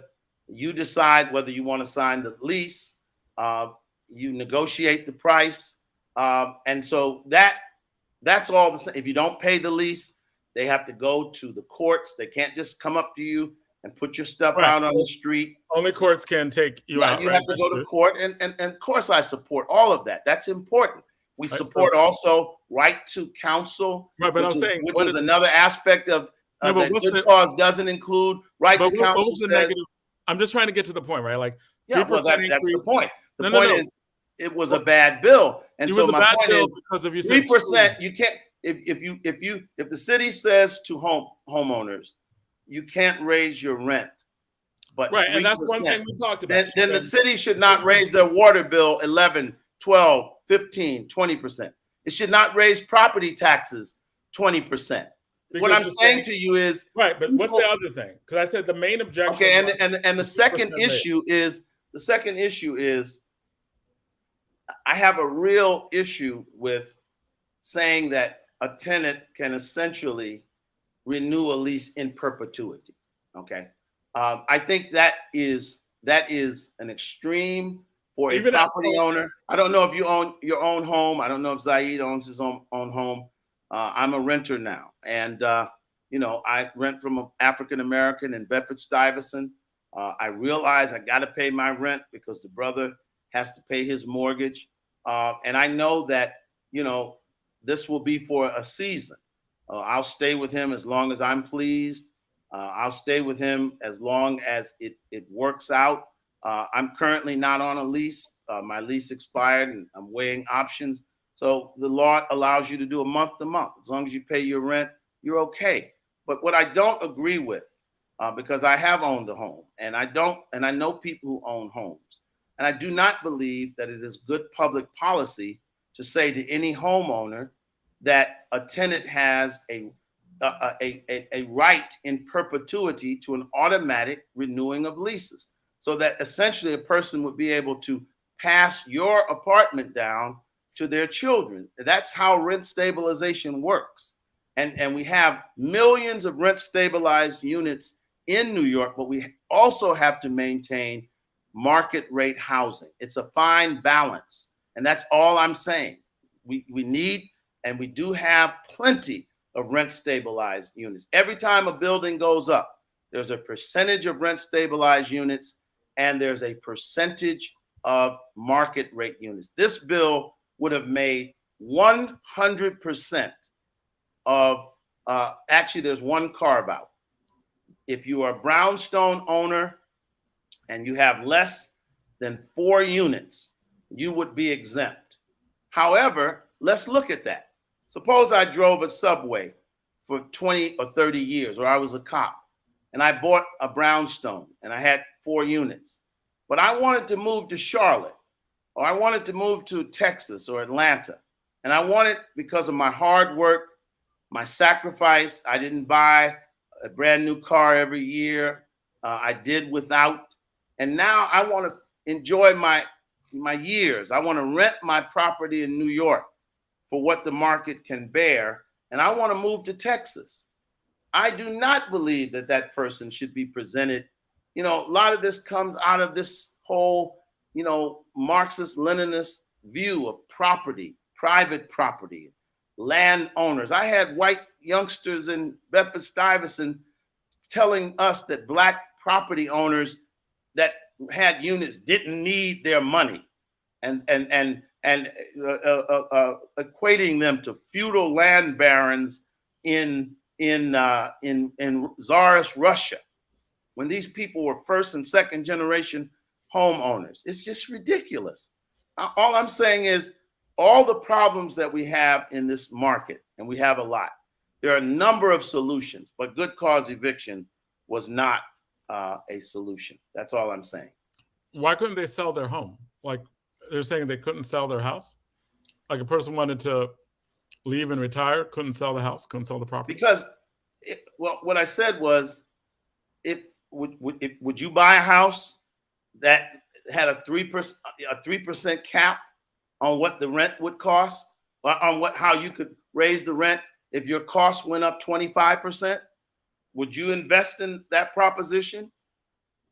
So, again, you're saying that the reason you go to a racetrack and bet on the one that looks like he can't get across the finish line?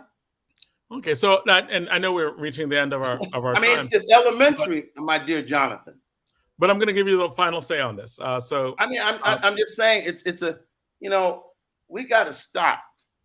Let me tell you something. Our liberation is not going to come from Sia Weaver and Julia Salazar, these Ivy League young white women that come from means. And Black folks should be ashamed of themselves. Our Black legislators in New York, scared that DSA is going to bring some people. They went to Inez Dickens' house in Harlem and shouted her down. They went to Kevin Parker's house. He's not scared. He stood up. They went to Stephanie Zinnerman's house, shouting people down in our own historic communities. The city of Newark, New Jersey, city of Ken Gibson, city of Mamu Amiri Baraka, city of our greats, Harlem, Malcolm X and Adam Clayton Powell, Bedford-Stuyvesant, Sonny Carson. And we got young progressives shouting our elected officials down. We got to stop. Our liberation is not going to come from these people. We have to have public policy, form and shape our own policy that helps the people in our community. And the backbone of Newark, New Jersey, your tax base, are those people that own properties, that stayed in that city when some of these folks didn't even know where Newark was on the map. They paid taxes for the schools. They helped to keep that city going. And we cannot turn on them for some young ideologue that comes in our community. It's disgraceful and it's disgusting. So thank you. I appreciate you coming on again. It was a lively discussion as always. We're going to have to have you back to Brother continue. Zaid, I know you were quiet on me tonight, but I was waiting on you too. I love you. No, he lets. I love Larry Hamm. I love all of you. I'm going to have the You argument. know, He just listen, man, we got to deal with what's right. And you Let all me know hear what I'm saying is right. I'm going to tell you like old, what's that old right-wing guy used to say?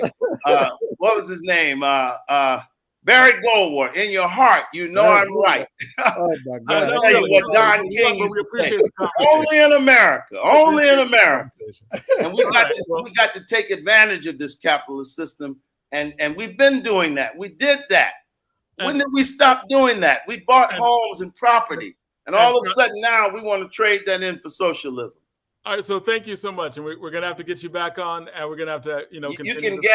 You can gag and chain me too, like Bobby Seale to shut me up. I don't think you can gag, brother. I love you. I love you. All right. All right, love you back, man. Good night. Okay. Good night. Hey, that is another lively session on All Politics Are Local. We had Larry Hamm in the background. I know Larry's coming on very shortly to talk about, this concept of compulsory voting. But before that, I know that that's it. The issue we're talking about is a big issue in the city of Newark as well, in terms of just putting some caps on what people can charge, right? In terms of what are the limits, what are the market limits. Zai, do you want to make any comments before we move on to the next part while we're waiting for Larry to come up back on? Yeah, I don't know the bill that Conrad was talking about, so I didn't jump into that whole thing with him and three white people, moving to Harlem, I just couldn't follow his line of conversation, and I had to make a shift. I want to say this too. I had to make a shift with one of our guests coming on behind him, so I was really trying to deal with that.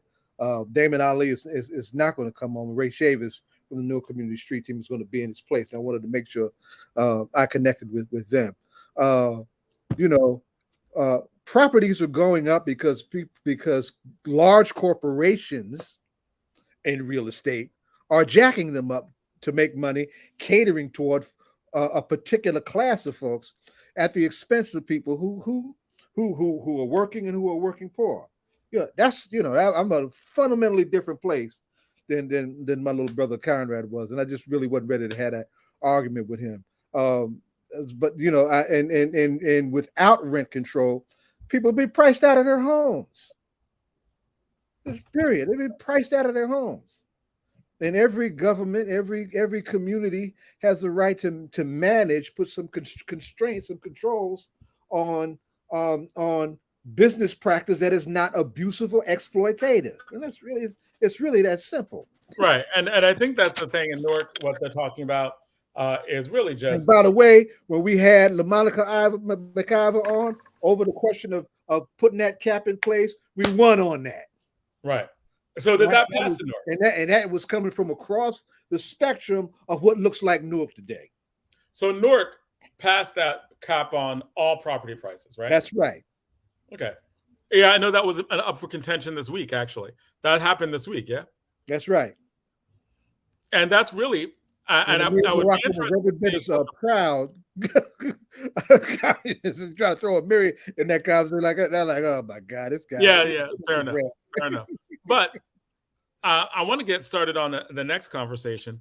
And the next conversation is about something I've been thinking about. We debated this topic. I'm a high school debate coach, as you know. We debated this topic a few years ago about compulsory voting. It's used in many other countries. It's not used in Newark. And I'm looking at Newark and other Black and brown areas. And if there were a level of, and there's the voter apathy is high, right? And people they're not voting. They're not voting in primaries. They're not voting for small offices. They're not involved. And the concept of compulsory voting is simply election time. You have to vote for somebody. You can fill out a blank ballot. You just got to hand in something, or you pay a fine or take a civics course, right? I think we really need to start talking about compulsory voting in a more, especially in a city like Newark or Camden or Patterson, because I think that if we increase severely our voter turnout and voter education, because I think compulsory voting is really about voter education. is about voter participation and voter education. And I think that the bright side of that would be that we put voting in private hands, right? In the private Democratic Party, Republican Party. That's why money is so influenced in it. The get out the vote is done by private individuals who spend private money to get out the vote. Compulsory voting is simply the government spending the money to get out the vote by either providing courses or threats of fines, but by using like the state to get out the vote. And I know that. So, what do you think about this concept of compulsory voting? There are multiple countries actually have it. Australia has it. There are a series of places that have Argentina, Australia, Belgium, Bolivia, Brazil, Bulgaria, Chile doesn't have it anymore, but they had it. Ecuador has it. Fiji, Gabon, Greece has had it since 1926. Mexico has it, right? Like, so there are multiple places, right, that have it. Some have sanctions, some don't. Some are enforced, some not. What do you think about this concept of compulsory voting? How would that affect the city of Newark? Well, to get compulsory voting would take legislation. Newark could not do it on its own. It would take legislation.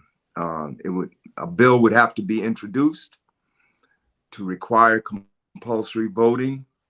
It would have to be passed by the state legislature, by both houses, and it would have to be signed into law by the governor. Municipality. Why couldn't a municipality do that? Because the municipalities can levy taxes. Why couldn't they require compulsory voting? Well, they can levy taxes because state law permits them to levy taxes. Municipalities are, in essence, wards of the state. They are only empowered to do what the state legislature has determined by law that they can do.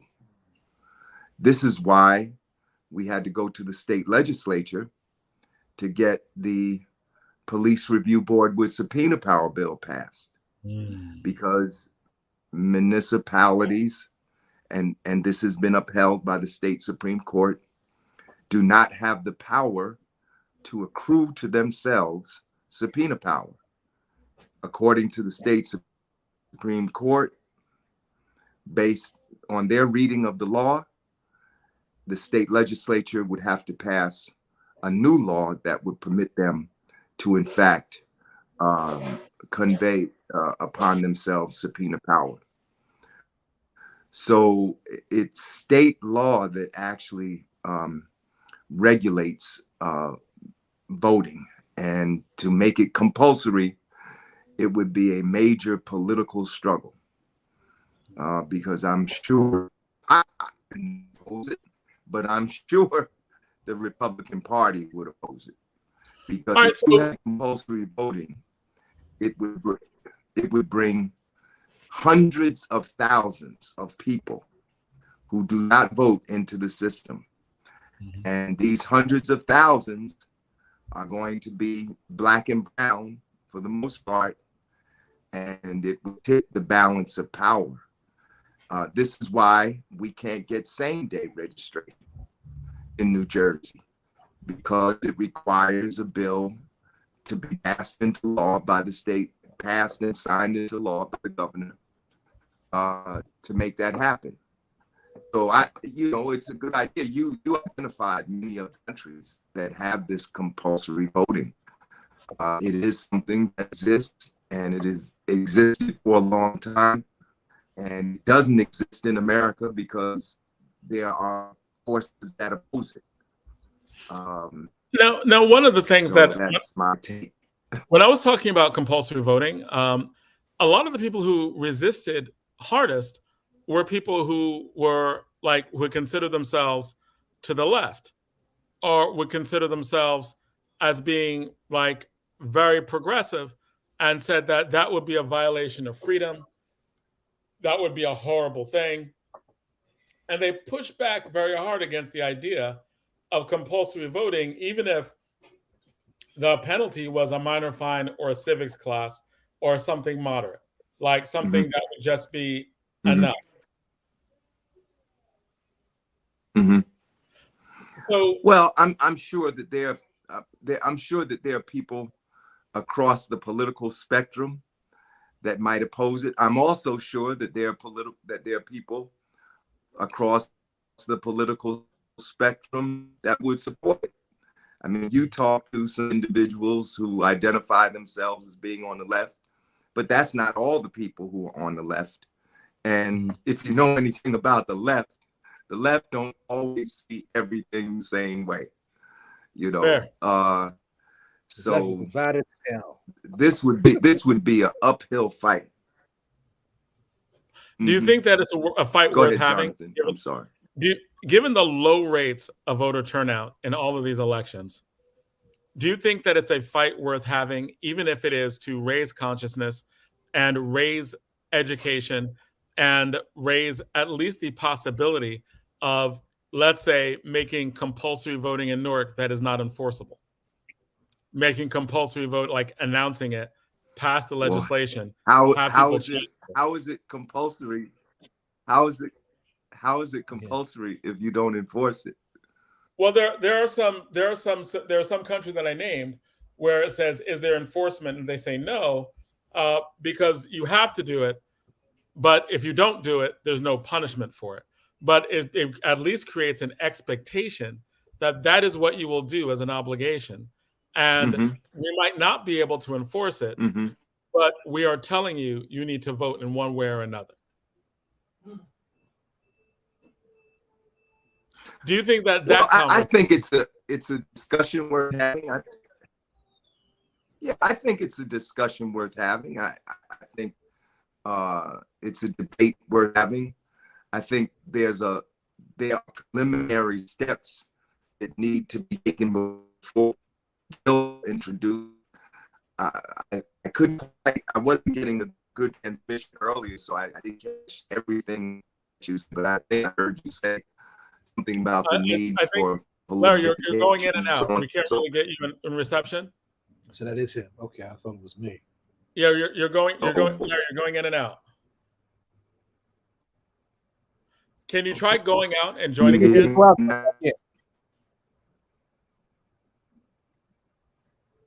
Larry, can you hear me now? Try going out and then coming back in again. Because you're locking up.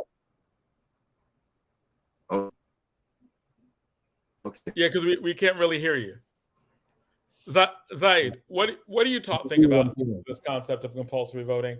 What is this like? Do you think that this is something that should be pushed? I'm of a mixed mind. I lean towards. Let me put it this way. Our next segment is about a day of action that we're going to be doing in Trenton around investing in community-based violence intervention, and our other guest is going to be dealing with the question of worker retention support. Right? I say invest in the community. Right? If there's a concern about underrepresented and challenged communities not participating, invest in those communities. Invest in their education, invest in their housing, invest in those cutting edge things that will, that truly affects their lives, and they will respond accordingly, right? So I mean that's my from a principle. I think if you push something on folks with that will require resources, and those resources could be put to something more fundamental, you might get a pushback from the people in a way that you may not want. In what way? Like, talk to me. Like if because I think that some of that pushback, isn't that a good thing? Like if people are apathetic, but they give a pushback to voting, and then it's explained, like most people don't even know that what they're voting for is how to spend money that the government's already collected. Like people pay taxes, and we force people to pay taxes. Like you go to jail if you don't pay taxes, right? We force people to pay taxes. We take it out of your check anyway, right? Like, even if you don't want to pay taxes, every paycheck, they take taxes. But voting is really about you having a say in what goes on with the taxes they've already taken from you. I don't think most people know that. I don't know. I'm not going to speak for most people, right? I think while you were going out and coming back in, I was, raising that I'm of a mixed mind on the issue, that I was more in favor of investing in the communities that you say you're concerned about, around their needs and their housing, their education, and things like that, and that'll bring people to the polls, So that's kind of what Jonathan is adding to that particular conversation. But I was going to say is that I think it's a chicken and egg thing, right? I don't think people will ever invest in communities until those communities demand it, and they won't demand it if they're effectively disenfranchised based on not knowing what government is or does or can do.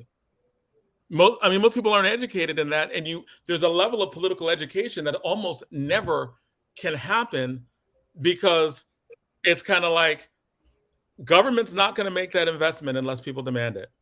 People aren't going to demand it if they don't know what that's government's supposed to do, because they're not in the process, right? Or people will demand it when they're ready. You said what? Or people will demand it when they're ready, which is like never. See, and I know you're looking at some of our recent local voter turnouts that were on the low side, but listen, Essex County, and the majority black and brown vote in the last statewide election came in late and came in large and saved Governor what's the name's behind, right? 2000 and Donald Trump up for re-election, right? Folks, those same folks who we worried about not voting in some of our smaller elections came out in droves and got rid of Donald Trump, and had to, because they understood why that was important. So I'm not going to dismiss or discount the people's level of consciousness and readiness. I will accept my responsibility as an organizer in trying to convey that consciousness to them, but I'm not going to dismiss what their consciousness is or their capacity is. Right? My responsibility is to give them as much education as possible and to help them organize to defend and protect their right to vote. But what I'm pushing back on is that the elections that actually affect their life the most are local elections where they don't participate, right? Like I think that if you ask most people who a freeholder is and what they do, they can't tell you. If you ask most people, and they make rules that affect their lives on a very fundamental level, right? And so I think that and school board elections, school has close to $1 billion budget. Most people I talk to, when I talk to them about the issue of charter schools, they have no idea that tax dollars, the money that goes to Newark Public Schools, 1/3 of it goes to charter schools. They just don't know it, right? Like there are all these questions about where money that is supposed to be used for them that they have no clue on. So I'm not as optimistic about it. And I do think that to some extent, people who vote, like people who are in control of the parties, I think they want it that way. I think they want low voter turnout in certain elections and high voter turnout in other elections, because I would, right? If I had a political agenda, I wanted these people to do this. I had a particular agenda. I'd want low voter turnout. And I think that's what a party system is. Private. Party systems are private. And for all the talk about, needing checks on capitalism, et cetera, isn't the government supposed to be that? And isn't a democratic government supposed to be that? But how do you have a democratic government when it's been, and I think, deliberately undermined public participation? We do everything to undermine public participation. We gerrymander.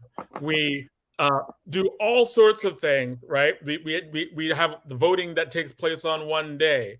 We put the school board elections in different times. Like, we do all sorts of things that almost predict you're going to have a low voter turnout.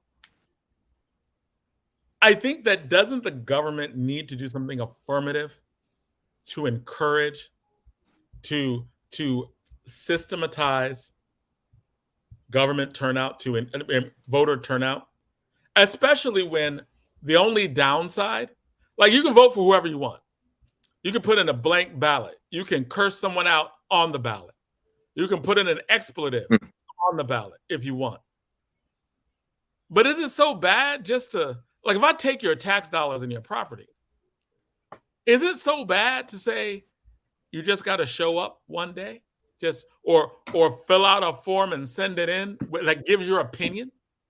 We are mandating you give your opinion.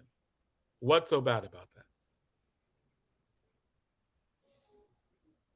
Especially when the upside is massive Black and brown participation in education. Did he freeze again? Larry, I think you're frozen again. Oh my goodness. We are definitely going to have to make sure that you have good internet access, because you are too important and your opinions are way too important. Like, we value everything that you say all the time. I do. So do thousands and thousands of other people. We're going to have to make sure you have some high level internet access so you can get to folks the way we need you to get to folks. But so while Larry's working on the internet stuff, Zaid, what's wrong with it? What's the downside? I just have, I do have my reservations about, forcing people to do something. Sometimes folks don't feel, they feel like at that particular moment they don't need to. I don't know, people in just in different places.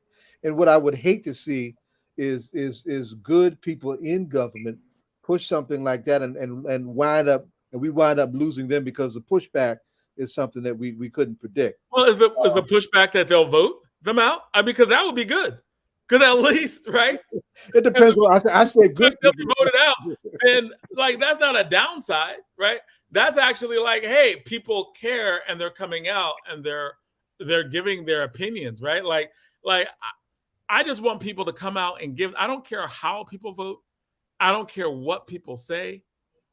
It's just like, are you actually just making an affirmative action? And what do you have to make a thought? I think most people don't vote because they just don't care, or they just don't. I mean, it's not a political. Most people I know who don't vote, it's not a political decision. There's voting. There was an election today. For real? Oh, Tuesday there was an election. I almost forgot there was an election on Tuesday. I've not missed an election. I almost forgot there was an election on Tuesday. And we probably should have did more to. But why? Because most people on my ballot was running unopposed, right? Yeah. Well, that's right. Something else. But it's the same thing, man. Don't. I mean that if somebody's running unopposed. But it's the same thing. I think that if there were compulsory voting, nobody could run unopposed. You'd have a lot more interest in politics. You'd have more people who understood. I think it's a win if just more people understand what government's for.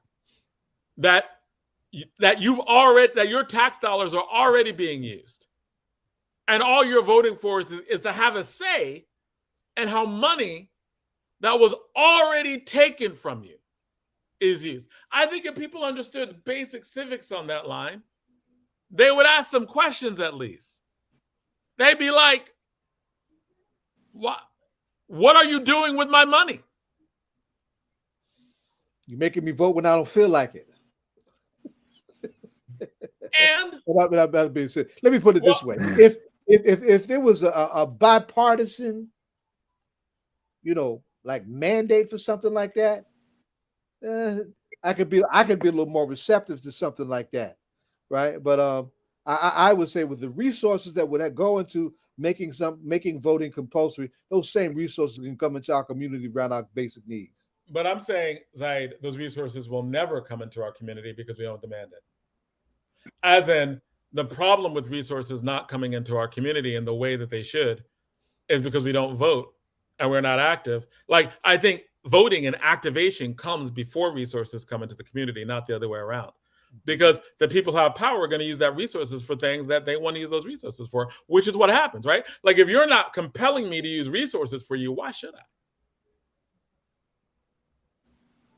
I just think compulsory voting might be that thing that sparks that revolution. Because if hypothetically we could just have compulsory voting in Newark, that would wreck the whole state of New Jersey. If you could just somehow mandate just people in Newark come out and do compulsory voting, right? You have to vote, there'll be some penalty. What's the penalty? Whatever, right? Well, you need to do it, right? Class, civics education. You'll be forced to take a civic education class. Take a civic education. Why? Because they're spending your money, because it's important. It forces a conversation that didn't happen before. There'd at least be a few more people voting. And if people voted in the numbers in Newark and in Camden, man, they'd be wanting to make that's how it would get bipartisan. Yeah. That's how it would get compulsory voting in Newark would make all of South Jersey be like, yo, we need to do this too. You'd have an arms race of voting as opposed to an arms race of gerrymandering, because that's what we got. Can you hear us? Hello? I can hear you. Hello? Hello? Time. And he ain't even coming in good. So Larry, stay on. You can stay on though. Yeah, stay on. Yeah, Larry, this go on, get back in because you still frozen. You still freezing up. My I think it might be your transmission connection. tonight is really bad. Hello? Yeah, Hello, I got a can you hear really me? bad connection. Okay, I think I can hear you guys. Can you hear me? We can hear you very, very well. Ray, you good? Okay. Okay. No, we having problems with the elder. Yes. So, all right. So we're gonna. I just want to get both before we move on to what we need to talk about. We're ending off this thing about compulsory voting. I don't know if you've heard it or not from the previous section. Just very briefly before we move on to the next section or your section, right? And Zai gives his introduction. Y'all What do you pardon think about my founding partner holding y'all segment hostage to his question. I'm just trying to spread conversation about it, and I really want people who are activists, people who care about issues, just to think about possibilities, right? Because what I was present is we are not going to be able to get the resources until we get the people supporting it. But many people don't even understand basic civics. How do we infuse that in a really concerted way? What do you think about the idea of compulsory voting, especially within areas like Newark?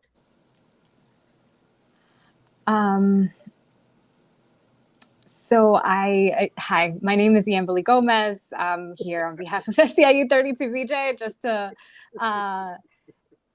present myself to everyone. But compulsory voting, I think, honestly, there's like a couple of things about it that I'm just like, it has to be done right in our communities, especially communities of color, because, in Latin America, actually, there is compulsory voting and in some countries and, for example, in Uruguay.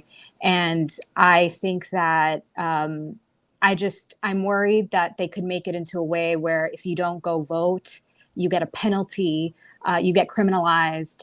And I think that could be Get a lot of that a way.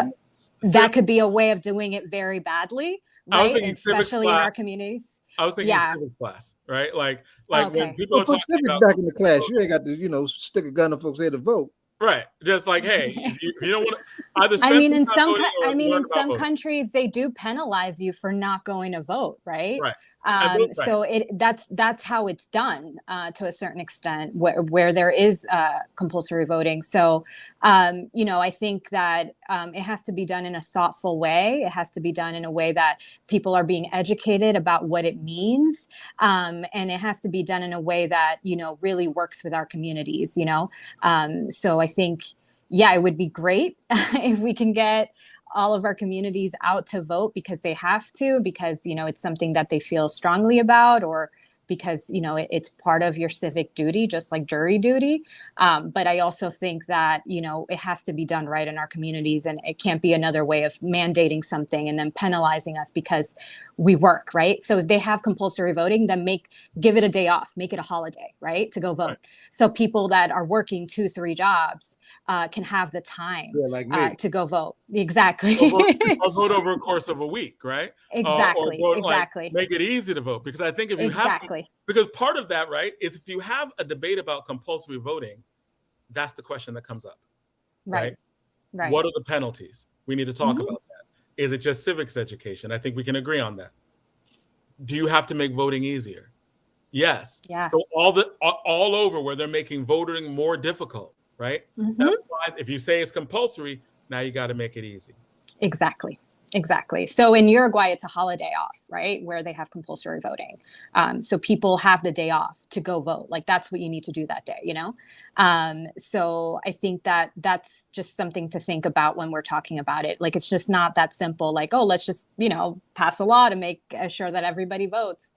I think we have to think about the communities that we're in and how people already have a difficult time going to vote because they are working, and because the reality is that, you know, maybe people are not educated on it, and maybe people just don't have the time, and they don't make it easy for us to vote.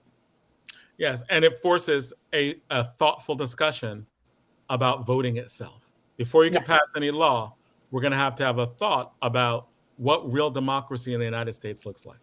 Exactly, yeah. I'll just leave it there in support of what how you pronounce Ms. Gomez said. I think that we need to continue to try to marry the worlds of social responsibility and agency. We need to continue to try to make them individuals have a relationship. I don't know that compulsory voting is contradictory to a democracy or not. I'm not sure. Compulsory jury voting, compulsory taxes. Yeah. So unfortunately. So, you know, I just don't know, but I do think that we need to continue to try to bring that relationship together, that social responsibility, but still hold a certain amount of space for agency. So that's what I'll say about that. And so now, Jonathan, can we not properly introduce this segment? Absolutely. You know, I didn't notice this young boy got some educational gangster in it. I got to little bit. June 15th is a important legislative day of action for both of you. Yambeli, I'm glad you actually, you know, took on that question, because you were on the Board of Education. Yes. Right? You know, when I educator voices in this town, and people don't realize that how important an educator that Jonathan is. He's very humble about his profile, and I really love lifting his up, because I'm damn proud of him. I'm damn proud of both of you, right? But you coming to us now rolling for 32 BJ, right? Yeah. And Ray, of course, with the mighty Newark Community Street Team, and not just the mighty Newark Community Street Team, but the mighty Newark Community Street Team at its cutting edge, the high risk intervention leader, right? Those places in our community on the streets where the streets are hot, right? And when our young men and women go into those situations trying to make peace in the streets, they deserve all the support and the credit and the help and respect they can get, right? So it's in that, and I'm introducing y'all in this segment in this way because we're going to be sharing that day down in Trenton over a number of bills that speak to what we do. And we wanted to make sure that we gave each of you some time to talk about each of those bills. On the community-based violence intervention side, we've got a pool of bills, right? And on the question of protecting labor rights for our workers, there's one big fat bill that's got a lot of sponsors. I'm glad to really see that, right? And that's the way we need to really push. That's the kind of organizing that I want to see, right? When it comes to kind of pushing for the bills that we're talking about. Yambeli, since you took the dive on and were brave enough to take the dive on Jonathan bullying you to answer that question. I appreciate it. And why that's important. Thank you so much, Saeed. Thank you, Jonathan. You know, it's nice to meet all of you. Well, it's nice to meet you, Ray. But I thank you for giving me the opportunity to speak on this. I don't know if any of you know, but like before I was on the board, before I worked for the city, the city of Newark, I was a labor organizer. And I worked on the Fight for 15 in New York City when it started like 10, maybe like 12 years ago. You know, and 25 now. yeah. So labor has always been really close to me. My mom is also a labor organizer. And when I was 6 years old, my mom went on strike. She was a janitor and she went on strike. And that really marked me in a very deep way, you know, just to seeing her go on strike for a month, 2 months, you know, with other Black and brown workers in New York City. Yeah. Wow. 96. Yeah. Yeah. So is your mom still with us?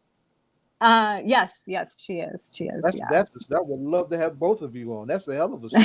Love that. Go ahead, continue. I'm sorry, but I had to put a pin in some of that. Yeah, so it really marked me to see my mom. She's a single mother. She's a janitor, and she really became really involved in her union, became really active in organizing. And you know, I saw that throughout my life, you know, and you know, it really brought me to a space of organizing as well. So we right now I'm a political director for 32 BJSCIU. We're the largest property service union in the country. We're in 11 states. And in Washington, D.C., and we represent about 175,000 workers in the country. And we represent mostly Black and brown workers, low-wage workers, janitors, security guards, you know, anybody who services a building, a private building. We're probably in there, or we will be. So, you know, I'm very proud to represent that workforce because it's usually not a workforce that is represented in labor, right? A lot of our communities are not union like they should be, you know, and the unions have historically been very divided in terms of race, ethnicity, gender, you know, historically. So our union is multiracial, it's very diverse, and it, you know, it that presents challenges, but it also presents a lot of opportunities for us to do like some really deep organizing work. So on Thursday, we're going to be rallying for this specific bill. It's called the Worker Retention Bill. And what it does is so when there's a change of contractor in a building, you know, a building, you know, contracts out for janitorial services. A lot of the time what happens, or security services, a lot of the time what happens is that these workers, when there's a new contractor that comes in, they lose their jobs overnight. And that happens a lot with our membership. For example, I have the example of Marilyn Mars. She worked as a security guard in Newark Housing Authority in 2017. And then all of a sudden, they didn't want the union. The company was Allied Universal, who did the security for Newark Housing Authority. And they called her coworkers and herself, and they told them, as of midnight tonight, you don't have a job. You guys are done. And they would lose their health benefits, their wages, everything that they fought really hard for through a union. They would lose it overnight. To make it plain, so what would the bill do? And so the bill, for example, would have the new contractor hold on to those workers for 90 days. And what that does, it gives the workers a chance to find something else if that's what they want to do. But it also gives them a chance to prove their worth, you know, to the new contractor, kind of just being like, hey, we've been here for many years. You know, for example, in Newark Housing Authority, the residents know us. We're good workers. We want to stay on. And this would mitigate a little bit of like these workers just losing their jobs, you know, overnight without any kind of preparation. Just to understand, right? Like, so you're saying that like in Newark Housing Authority and in a lot of public, in government programs, public and private, mm-hmm. In public and private programs, buildings, yeah. Mm-hmm. And public and private buildings, they're contractors who contract out security, custodial, etc. Right? Yeah. And if they're unionized, often somebody else gets a contract, and that then they can get rid of the union benefits, wages, and just have the non-unionized people in that building, right? Yeah. Yeah. So it's a way of cutting costs, right? So they're like, oh, this contractor is cheaper. And he's cheaper probably because he's non-union, right? Doesn't offer health benefits. So they're like, oh, we're just going to put the contract out for bid and we're just going to get the cheapest person. And a lot of the time it's just kicking out the union contractor, right? That's how you cut costs. But you're cutting costs on the backs of workers, right? On the backs of workers who fought hard to get health benefits, to get a union, inside the building. And that's what we kind of want to prevent. So this bill already exists in California. And actually, because of what happened in Newark Housing Authority, this law was already passed as an ordinance in the city of Newark last year. So now we're having it done at the state level. We would be the second. Was it effective in Newark? Yes, it has been effective in Newark. Like, does it keep people from switching contracts as a way of union busting, or do they just because it seems like if I'm going to union bust, I'm going to do it. 90 days won't make a difference. You still won't have a union job.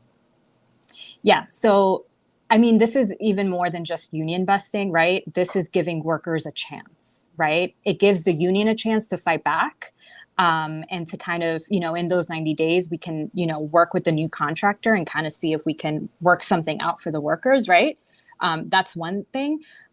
But most importantly, it gives workers a chance from not going straight into unemployment, right?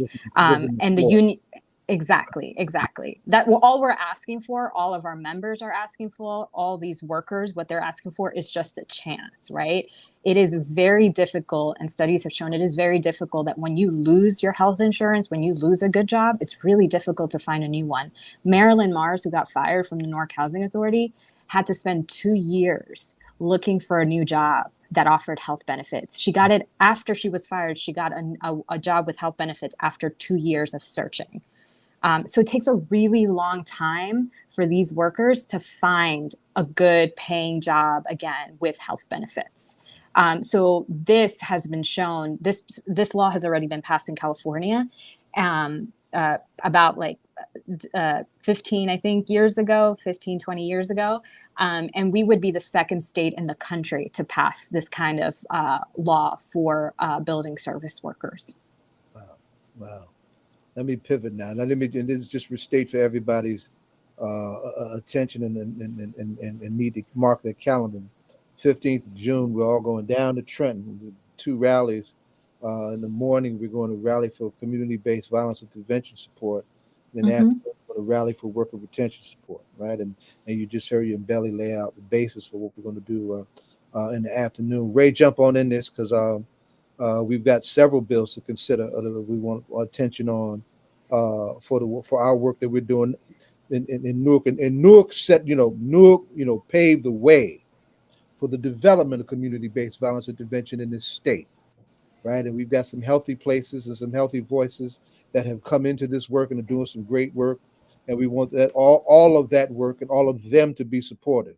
The Patterson Healing Collective, Trenton Restoration Street Team, and several others, and we can go on all day about how many they are. It is growing, and the violence in our community as a consequence is going down the way it should be, right? So Ray, absolutely, brother. Thank you, and I appreciate you. 15 is so important for us. Definitely, I appreciate you for having us up there. These bills are important, and we'll be down there Thursday fighting because we want to be recognized. We want to be validated for viable and effective professionals doing community-based public safety work. These individuals, we all are out here putting our lives on the line every day to try to reduce violence, and we don't take that lightly. You have individuals that have become change agents and went back in their community that have history. They're literally putting their lives on the line because these individuals may have been the individuals that were active in the community perpetrators. And so now the fact that these individuals take the opportunity or take the chance to go back in their community and try to speak life and sense into these situations. No weapons, no insurance, which is one of the other bills that we want to make sure that we're validated for. These individuals are literally putting their lives on the line, and not to mention that they're foregoing another career or another trajectory that they can go in. They could easily move out of Newark, say, I made mistakes in Newark, I helped destroy Newark, like myself, I helped destroy Newark, so I can go ahead and go out of Newark, start a whole new life and let Newark just, no, we're not doing that. We're deciding to give 5, 10, 15, 20 years, a whole career of our lives to Newark. So we want to be recognized for that. Sustainability is needed. We do not feel like that we need to year by year realize whether we're going to have a job or not. And we also don't want to be in a position where we're spending 10 and 20 years cleaning up the city and still not having any stability. And then other people from outside of Newark come and benefit off the fact that we've helped reduce violence in our community. So all of these things are a problem. And that's why we'll be down there on Thursday, making sure that we're recognized and requesting and asking the OAG to fund the work and to recognize the work as a viable industry and just to be recognized. That's ultimately why we're down there. I myself am a justice impacted individual. I was also one of a perpetrator in the community. I served my time in prison. I came home, I earned my degree. I got a bachelor's degree in political science on my way to law school. I can easily say, forget the things that I did or the mistakes that I made in my community. I can go somewhere else. I can get my degree and I can go live somewhere else. I can go take my career somewhere else. But inside, myself and many others like myself decide to come back to the community and repair the destruction that we caused. But in the meantime, we still have this livelihood that we have to be accountable for. And so therefore, that's why we're asking for them to fund the work so that way we have sustainable careers that will last as long as we need to be here to provide safety in our community. Mm-hmm. Ray, I appreciate that to the fullest. And we can go on for days on that, and we need to have you back at some point just to tell your story. Absolutely, brother. One of the things that we struggle with is particularly around with our brothers, right? Yeah. Is to get them to see that once you done your time and held fast to honoring the mistakes that you made, that you can transform your own reality. Without a doubt. Right? Without a doubt. Through education and getting credentialed and going into, whatever field your talent will allow you to do. I'm particularly trying to get brothers from our backgrounds to go full-fledged into social work, because most of us who need these services are Black and brown men, and we're getting the service for the most part by women who don't even look like us, and not enough of our own sisters or brothers. And it's funny that you mentioned that, because that's another matters. Go ahead. So you say, go ahead. I said it's funny that you mentioned that, because that's another industry that's underserved and under-resourced. Because this is important. Those of us that so for me, it's the informal and the formal education and my lived experiences that made me who I am today. So I would never leave the onus on the formal education. It's the informal education and the lived experience that allows me to bring value to my community and give voice to others like myself. But we just need that recognition. We need that validation. We need that recognition so that we're recognized in a real way. And we need sustainability. We need resources in order to continue to do this. Like I said, there's individuals that are putting their lives online to do community violence intervention work in their community and try to reduce violence in the community. And we should be recognized just like law enforcement and anyone else that's responding and trying to have conversations with these individuals. Absolutely. Right, we first responders. What of the several bills? Which lift up some so folks can really understand what it is that we're trying to turn the volume up for. So, bill, the number one bill, S4216-A2049. We're requesting $10 million to be from the OAG. To fund the Office of the Attorney General. Pardon me. Absolutely. I know we get caught in the alphabet. So the Office of Attorney General, we're trying to, push them to fund that with the $10 million, because the work has to be sustained. Bill S3086-A4978. We're asking for $5.5 million to support our victims assistance programs because it's much needed. Individuals that are victimized in our community sometimes are left to have to go back to the same community that they were once victimized in. So we need the support. We're building the infrastructure. We're building exit plans and treatment plans for these individuals. But the other part of that treatment plan is the resources that we need. Another bill is the Medicaid, which I mentioned. Like I said, individuals like myself are out here putting our lives on the line day in and day out, and have committed ourselves to this industry. However, we're still operating without sustainable health insurance. So those things are important for us. Mm-hmm. Right on. That we had to, I mean, and this is, Governor Phil made his pledge. Right, and his attorney general got to act like that pledge is real. We Absolutely. had to do a little rally last summer when we got a call that our hospital violence intervention programs weren't going to be funded, and we were supposed to accept that. Yeah. Of and course, I was the project manager of our hospital violence intervention program at the time, so it certainly was a hit and a passionate thing for me. And we had just formed at that time, and Yambeli, you'll appreciate this, what is now called the New Jersey Violence Intervention Program Coalition. Absolutely. We brought our programs together to turn the volume up on that issue and tell somebody who was very comfortable telling us no, that we're not going to accept no for an answer. You're going to give us a yes, or we're going to embarrass you behind. And that's what we had to do, unfortunately. Go ahead. Yeah, and they were saying. Yeah, I also wanted, and Ray, thank you so much for the work that you do, but I wanted to make the connection because I feel like sometimes people don't make the connection between labor and, violence in our communities. So, I mean, a lot of our members, the 3,000 members that we have in Newark, also live in Newark. And that is very, very important for us, that our members who live in the community also work in the community and have good jobs, because that is what really moves our communities forward. When people have jobs that have health benefits that they can actually maybe pay the rent with, then they can stay in Newark. And then they can really, say that, I don't need to do whatever I need to do in order to survive in this city. Right. And that's one of the things that I don't think sometimes people think about when we're talking about unions and when we're talking about why unions are so important and how they lift up, especially unions that really organize Black and Brown people, in urban areas, because not all unions do that. Our union is really unique in that we do a lot of new organizing work. We don't just organize, the same people, we organize everywhere.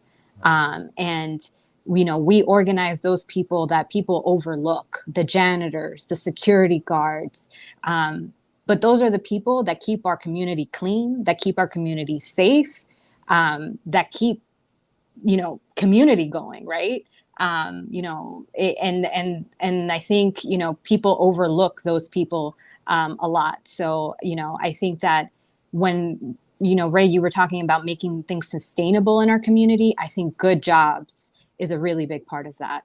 And our bill number, I forgot to mention, it is S2389. Yeah, and that's the glue that brings us all together on this. I'm gonna lift up a bill because it's important to what Ray is talking about also, because not only is the respectability important, in terms of what they do on the streets around this question of trying to reduce violence, it's a respectability that absolutely needs to come from the other side of the public safety equation, and that's law enforcement.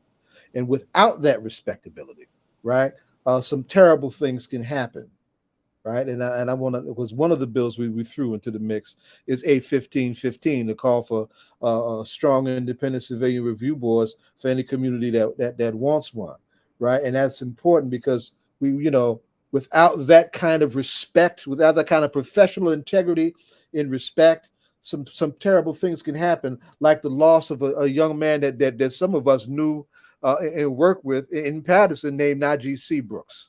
Right. If those officers had respect for the good and proven work of the Patterson Healing Collective if those officers who ultimately were responsible for taking Najee out, right, had respect for the hospital-based violence intervention program at St. Joseph's Medical Center at the time, Najee would still be here. Ray, I know you want to have some words on that. I just had to throw that in the mix because that's one of the pieces that we're going to be raising up on Thursday. Definitely, it was certainly disheartening. You know, we were all over there together to support the brother. He's one of our allies and comrades, high-risk interventionist. May peace be upon Najee C. Brooks, another high-risk interventionist. The irony in it is that he was out there trying to reduce violence in the community, and this was his fate. That is very unfortunate. So we definitely want to lift the brother up now. And that also speaks to the point around sustainability in Medicaid and healthcare, whatever the case may be. Because if worst case scenario that some type of medical attention was needed, then that should have happened. His fate should certainly not have been death. So yeah, it's definitely significant, and we want to raise the brother up. And like I said, may peace be upon him. But that comes from not recognizing the work.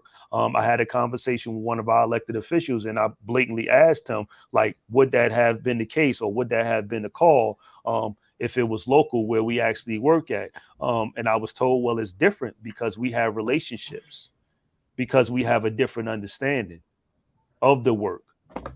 I.e., we respect the work somewhat, or we respect the work enough, whereas though that would not have happened, we wouldn't have been so quick to draw. So that respectability and all that all matters. That all matters. So that's what we're asking for when we go down there, not only locally, but nationally, because we don't want, because you respect me in Newark, because we are the leading organizations doing the work, but somewhere down the road, it's happening somewhere because they haven't had that evolving sense of consciousness yet with their police department. And so therefore they see us as these yo-yo boys, these individuals that aren't really change agents, but just individuals that's trying to hustle a system or trying to figure out a way. No, we're really putting our lives on the line, trying to reduce violence, having conversations with people that nobody that sits in your space can.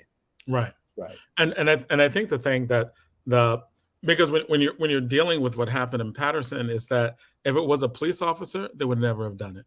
If it was a police officer in crisis, they would never have strawn on him ever. Right. They would have let his family through. They would have tried to have his friends talk him down. They would have done all those things if it had been a police officer. Right. But when it was somebody who worked with police officers, someone who actually protected police officers in terms of violence reduction, and to show so little respect when the people are on site, I thought that was reprehensible. And I think that, when it comes to all of that, right, and it is rooted in, like, what do we think is valuable work? Like, you're doing work of public safety without a gun. You're armed with your conversation. And, credibility. Right. You're armed with your conversation.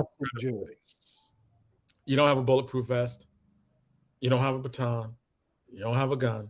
You have your conversation and your reputation, your sincerity and your credibility. You have your ability to communicate. And if we don't fundamentally respect that, then there's a problem. Right? Like, there's a problem in glorifying people who have violence to put back on, right? Maybe people are like, oh, police have a dangerous job. Oh, police. Yeah, all that well and good, but so do you. And you don't have any of those other things. And we don't lift that up in public policy. We don't put dollars where that, because in budgeting, your money is where your values are. And if they're not budgeting things for you, that tells you that's not where their values are. They would rather murder people or give people guns and force to kill them than people to talk to them and reduce violence, even though no shade, but you have a better track record than the police when it comes to reducing violence, right? Like, and that's just objectively true. Police don't reduce violence, they stop it after it happens, right? Or they chase it, they try to solve it after it happens. You actually reduce violence. You actually prevent people from being killed, right? You don't get a call that says crime has committed. You get and let's just solve it. You get calls like some stuff's about to jump off. That's mitigated.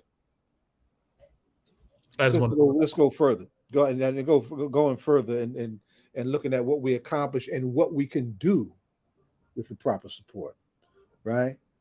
we're putting we this work is putting the whole question of public back into public safety, right? That's one that we cannot dismiss. And then on the question that had came out of the high fevered protest of the epic summer of 2020 and the aftermath of the police killing of George Floyd in Minneapolis, when the call was raised to defund the police with 5% of the police budget in Newark. Look at what we have done.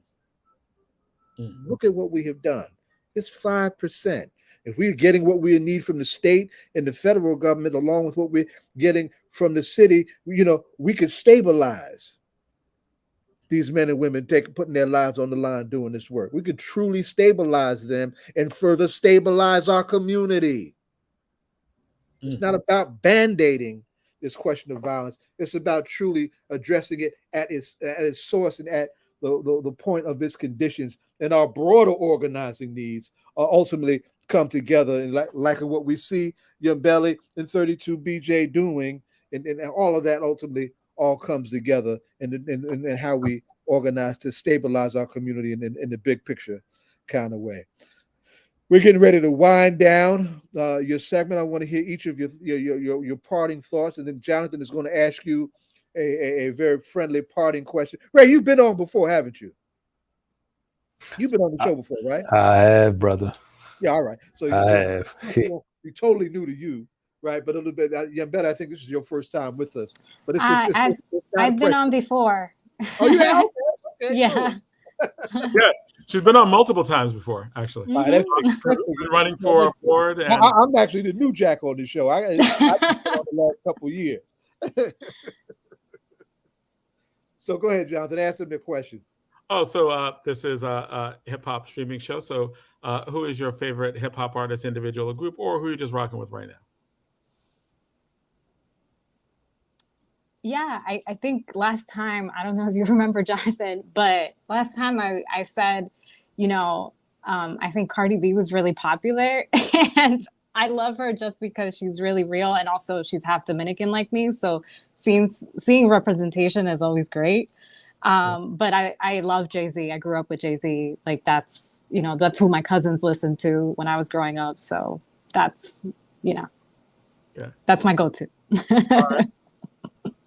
So one of my favorite artists as a young man, and Misguided, was Scarface. That was one of my favorite artists as a young man.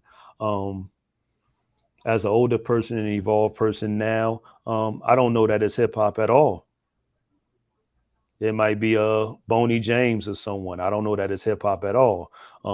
But I still tap into the brothers. And the good thing is that I've met him a couple of times and we've seen him evolve as well. So I can still go with the fact that he was one of my artists because he's not a deceased artist. He's not an artist. Public office, didn't he? Say it again. Didn't he run for public office? Absolutely. Yeah, and the man is still here. He survived. So I still probably will hold him to that regard. Second to him was Beanie Siegel, and he's also a man that come from a certain era when I was in that life. And now I've seen him in two spaces most recently.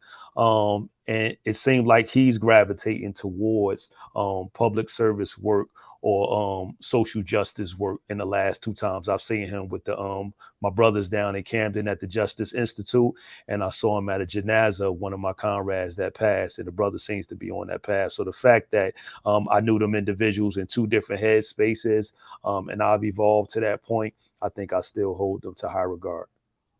Okay. All right. Well, thank you so much. We appreciate having both of you on. And can you pronounce it's Yambeli or Yambeli? Yambeli, like yam and belly, Yambeli. Yeah, I thought it was that. Yeah. Yambeli. Right? Cool. Thank you for asking. I appreciate it. I appreciate you back. You did really incredible work on the board. Appreciated having you there as well. So and so much respect for both of you. Proud of both of you. You know that. Absolutely. Thank you, brothers. Thank you for having me. Yeah, but I'll call you in a little while too, because I got something I want to run by you. Okay. Thank you so much, guys. And thank you, Jonathan, again, for having me on again, and Zaid and Ray. Thank you so much for all the work that you do. Absolutely. And thank you as well. We'll see you in Trenton. See you in Trenton. Peace. Take care. Bye. Okay, y'all. Hey, DJ Load Rhino. the show, load the show, and now it's time for DJ Rhino. So, DJ, man, what's up? DJ Rhino in the state of hip hop. This is your time, my brother. So what's going on? What's going on? Not a whole lot, man. Not a whole lot, man. You know, we missed you last week. Yes. Yeah. Hawk was here, and we were talking about Hawk still hadn't seen it. I don't think the Tupac thing, but I finally saw it. Oh, you didn't see all of it? Yeah. I finally saw the whole thing. Yeah. Oh man, I thought it was good. Yeah, it was pretty good, man. It was pretty good, and I was saying last week that you know, after seeing the whole thing, you know, and you know, I listen to XM radio and stuff like that or whatever, and when you hear Tupac songs come on now, you get a whole. It's like that documentary gave new life to his music. You know what I'm saying? Because you're listening to him deeper now. You're listening with a different perspective now. You know what I'm saying? A deeper perspective. It's not like that we didn't know about this stuff before. You know what I'm saying? Those of us who were there, we knew a lot about this stuff, but you know, it's been some time, and like I said, the narrative has changed on Tupac a little bit. You know what I mean?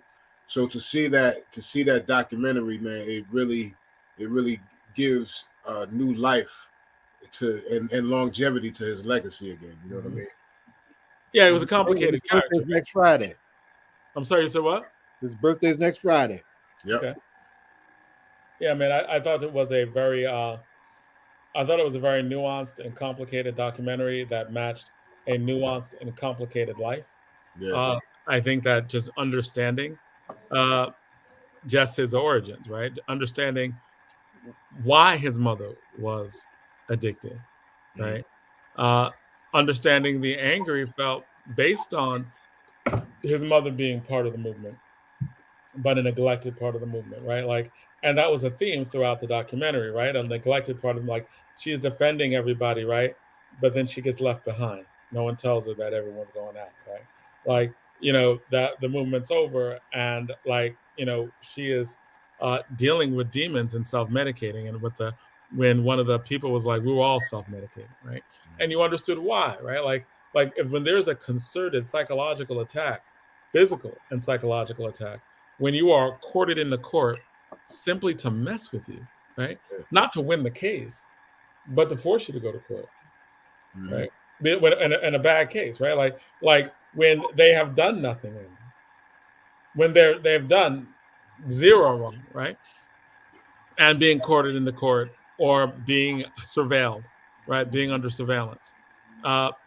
Those things it is understandable why they are suffering from PTSD and why they're not being treated, right? And how Tupac could be angry about what he had to go through and what he continued to have to go through, because then they also point out, like, hey man, I was beaten by police. Right, that was the whole thread too, right? What Panthers were dealing with when it came down to the police, and then, you know, what his mother had to deal with, all the way to what he had to deal with. It was this whole thread of having to deal with having this opposition with the police. Right, having opposition with police, having opposition with law enforcement. Right. It seemed like that was a major part of the documentary, and actually a major part of the music, right? Like, so I think that juxtaposition of the 60s with the 90s, and if they wanted to, I mean, 2020 happened, George Floyd protest. I mean, it's like one of those things that, based on our time right now and looking at the 60s, the 90s, and you're like, damn, like 30 years since the 60s, 30 years, and now we're 30 years since the 90s, and we're still having these major protests against police brutality. There's a thread that I wanted to lift up too that I wish had been a little more developed, and this is coming back to the whole question of Afeni's fall from grace, if you will, with her addiction. Is that the irony is that her partner, now the recently released the Dr. Mutulu Shakur, had he not been targeted, had he not had to go underground and do and go through what he'd gone through, she probably would not have fallen into that situation. Right. Mutulu was an acupuncturist who brought acupuncture back not just into the United States, but directly into our community to combat addiction. Right. There's not a doubt in my mind if they had left him alone and the rest of his comrades alone, right? All of their lives would have turned out totally different. Totally different. We had to fight like hell to get him out of prison, and he's fighting for some quality for what's left of his life. And I don't want him to be missed in these conversations. I was pleasantly surprised just based on who was doing the film. Right? I was pleasantly surprised, and I'm going to try and bring some of my comrades on who were in the film, right, to our space to share their own reflections on Pac, their own reflections on Afeni, and why they, engaged in that process with a filmmaker that, used to do films that are very different from what he just did with Dear Mama. All right. Well, I mean, like you're talking about the Hughes brothers, right? Mm-hmm. So, I mean, it was interesting because when they talked about why they ended up getting in a fight with Tupac to begin with over Menace to Society, it was interesting that Tupac's take was actually accurate, right? Like, as in, they wanted him to do a type of character that really didn't exist in that way, right? Like the Muslims who were activists within the community, like were not like pacifist.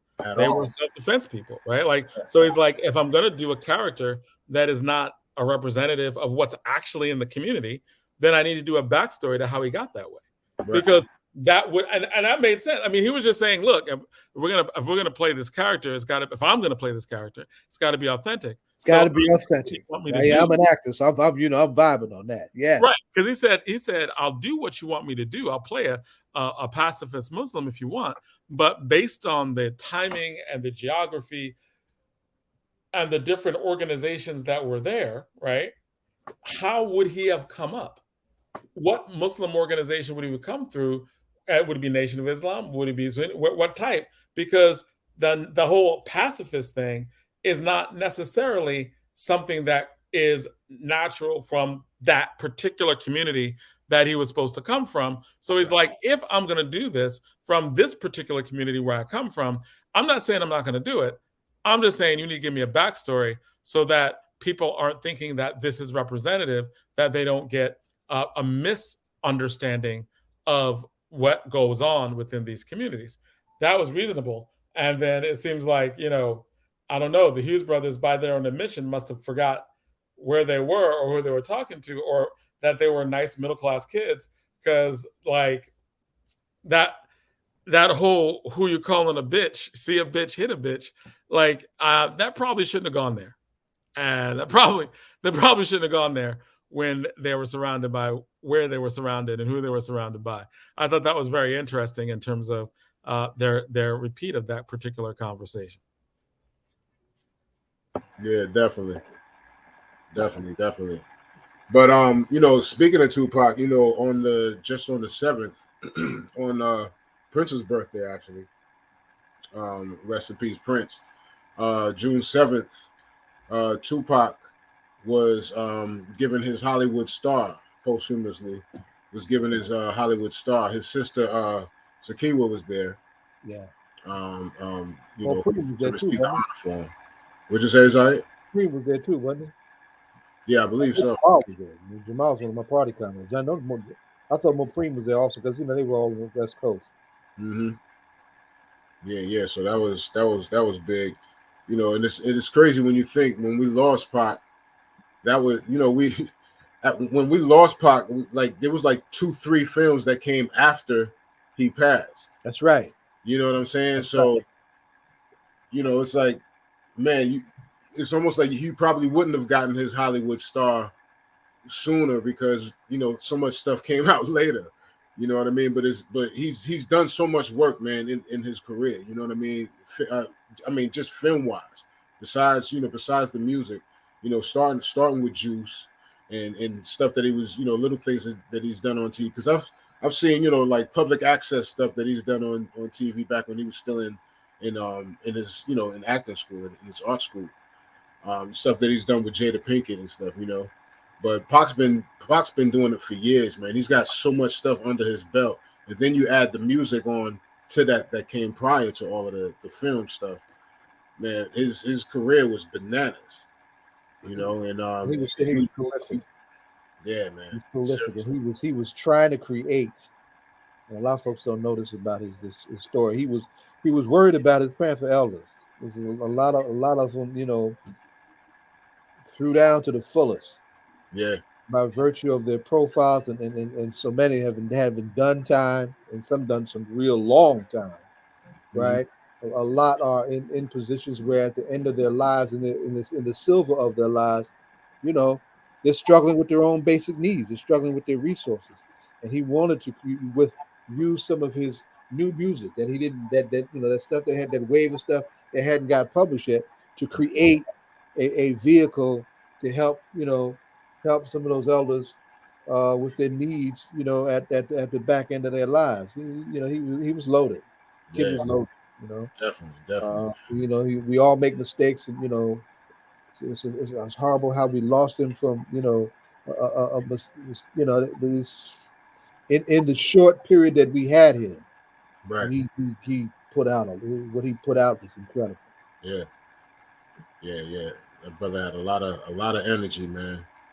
A lot of energy, and so many were inspired by Tupac, man. In good and bad ways. You know what I'm saying? There's so many people, man, have been inspired by Pac, man. I remember just out here in Newark alone, man, when Pac passed, man, that's all you heard. That's all you heard in the streets for like the next couple of years.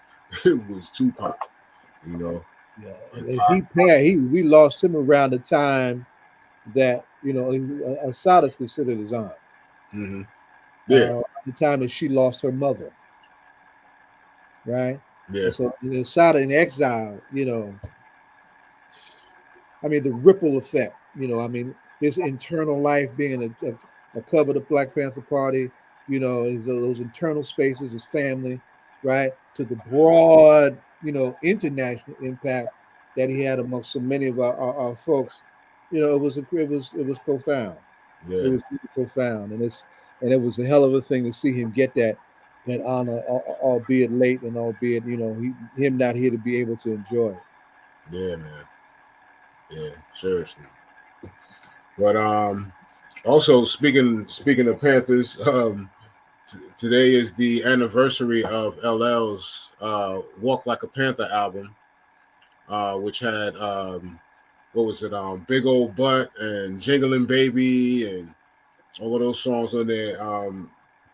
LL, that was, some people, including myself, as a DJ myself, I was very critical of that album. Like I was like, I wasn't sure about that album because LL has some hard albums, Radio and Bad. Like he's had some heavy hitters. And so when Walk Like a Panther came out, it was just funny to me because he had a lot of pop stuff on there. And it just seemed like he was trying to take a different direction, but wasn't sure. But you let L tell you that was probably one of his better albums as far as the transition that he was trying to make at that time, because he was trying to make statements. This is the time too when hip hop was very conscious, and LL, it seemed at that time, I remember it was seeming almost as if LL wasn't trying to walk that path, right, with all of the conscious artists. You know what I'm saying? And he felt like, and he speaks about it, man. Like he felt some kind of way, so he always tried to do what he could to make some type of a statement that was connected to that. You know what I mean? Even like, he talks about when they did Self-Destruction, and he wasn't in the video, he wasn't on the song, but he wrote MC Light's verse for her. You know what I'm saying? That was kind of like his contribution to it. I didn't know that. Okay. Yeah. He wrote MC Light's verse to Self-Destruction. Because it was his label that wouldn't let him get on the record. Because they had all of the different rappers and stuff on there. L definitely could have been on there, but it was a big label thing. And I remember at that time, Def Jam was real funny about letting their artists be a part of other things, because they were trying to uphold a certain image and sound and whatever. So so L got caught up in all of that. So but that was his way in trying to contribute to that. So I guess like Walks Like a Panther was kind of like his thing, you know what I mean, for the album. Question: I thought Walk Like a Panther was like literal, like the animal, the panther. I didn't think it had because he had a panther. He had an actual panther, or it may have been a stuffed animal or whatever. But he had a panther on the cover, on the album cover with him. Yeah. But he talked about like that was the symbolism of what he was trying to say. Because the big hit off that was Jingling Baby. Yeah, Jingling Baby and Big Old Butt. Big old butt. Yeah, exactly. So I don't know how that. I always thought it was just an animal. He was like, I walk quietly. Yeah. That's what a lot of us felt. You know what I'm saying? But I'm giving you, this is stuff. I mean, I love LL. I love LL. Yeah. I mean, like I thought it was still another like party. Yeah. Party hip hop. Party hip hop can be great. It was nice. Yeah. Great lyrics. I love LL. Yeah. I mean, he doesn't have to be like a Black Panther. He could just be a regular Panther. Mm-hmm. Just walk, like it's all right. I wasn't mad at him. But you know what? That was also a time. A lot of folks were mad at him. He took it to the bank. One song though. He did put out this one song around that time. It was in between that and the Mama Said Knock You Out album where he put out Illegal Search. Okay. Illegal Search was pretty dope because he was talking about getting stopped by cops and being profiled and all of that. You know what I mean? So that was a pretty dope song. My thing personally, and this is just me personally because I just have a certain taste. He did a remix for Jingling Baby and he did a remix for Illegal Search and tried to make them like party records, and I wasn't feeling that, man. Because Jingling Baby to me, the original one was pretty hard. It was pretty tough, and it just had a dope vibe to it. And then Illegal Search was dope as it was too, because the statement, just how it was, just how it just felt like one of those songs. And to me, the message came across well. But when you turned it into a party song, when you tried to turn it into a party song, it was, I don't know, it made it corny, in my opinion. Okay. Yeah. But anyway, back to the Walk Like a Panther album. Today is the anniversary of that album, so salute to LL and Walk Like a Panther album. Oh, and I got the Black Panther. I got Black Panther shirt. But Zai, you have something to say? I know you have something to say. I just, we always repping him. We always he always lets us know where he's going with his gear. Oh yeah. I could have worn my LL shirt, but I just said, I just kept it with my superhero, my Marvel comic version of the Black Panther. And I think it's very funny because it's that vagueness that's there, because Ryan Coogler set the movie, right? Part of the origin of the movie, right, is in Oakland. Mm-hmm. And it's in Oakland based off of his father organizing with a group of Black people trying to foment revolution with Wakandan weapons, which I thought was interesting. Yeah. Like a little nod, right? A little subversive nod.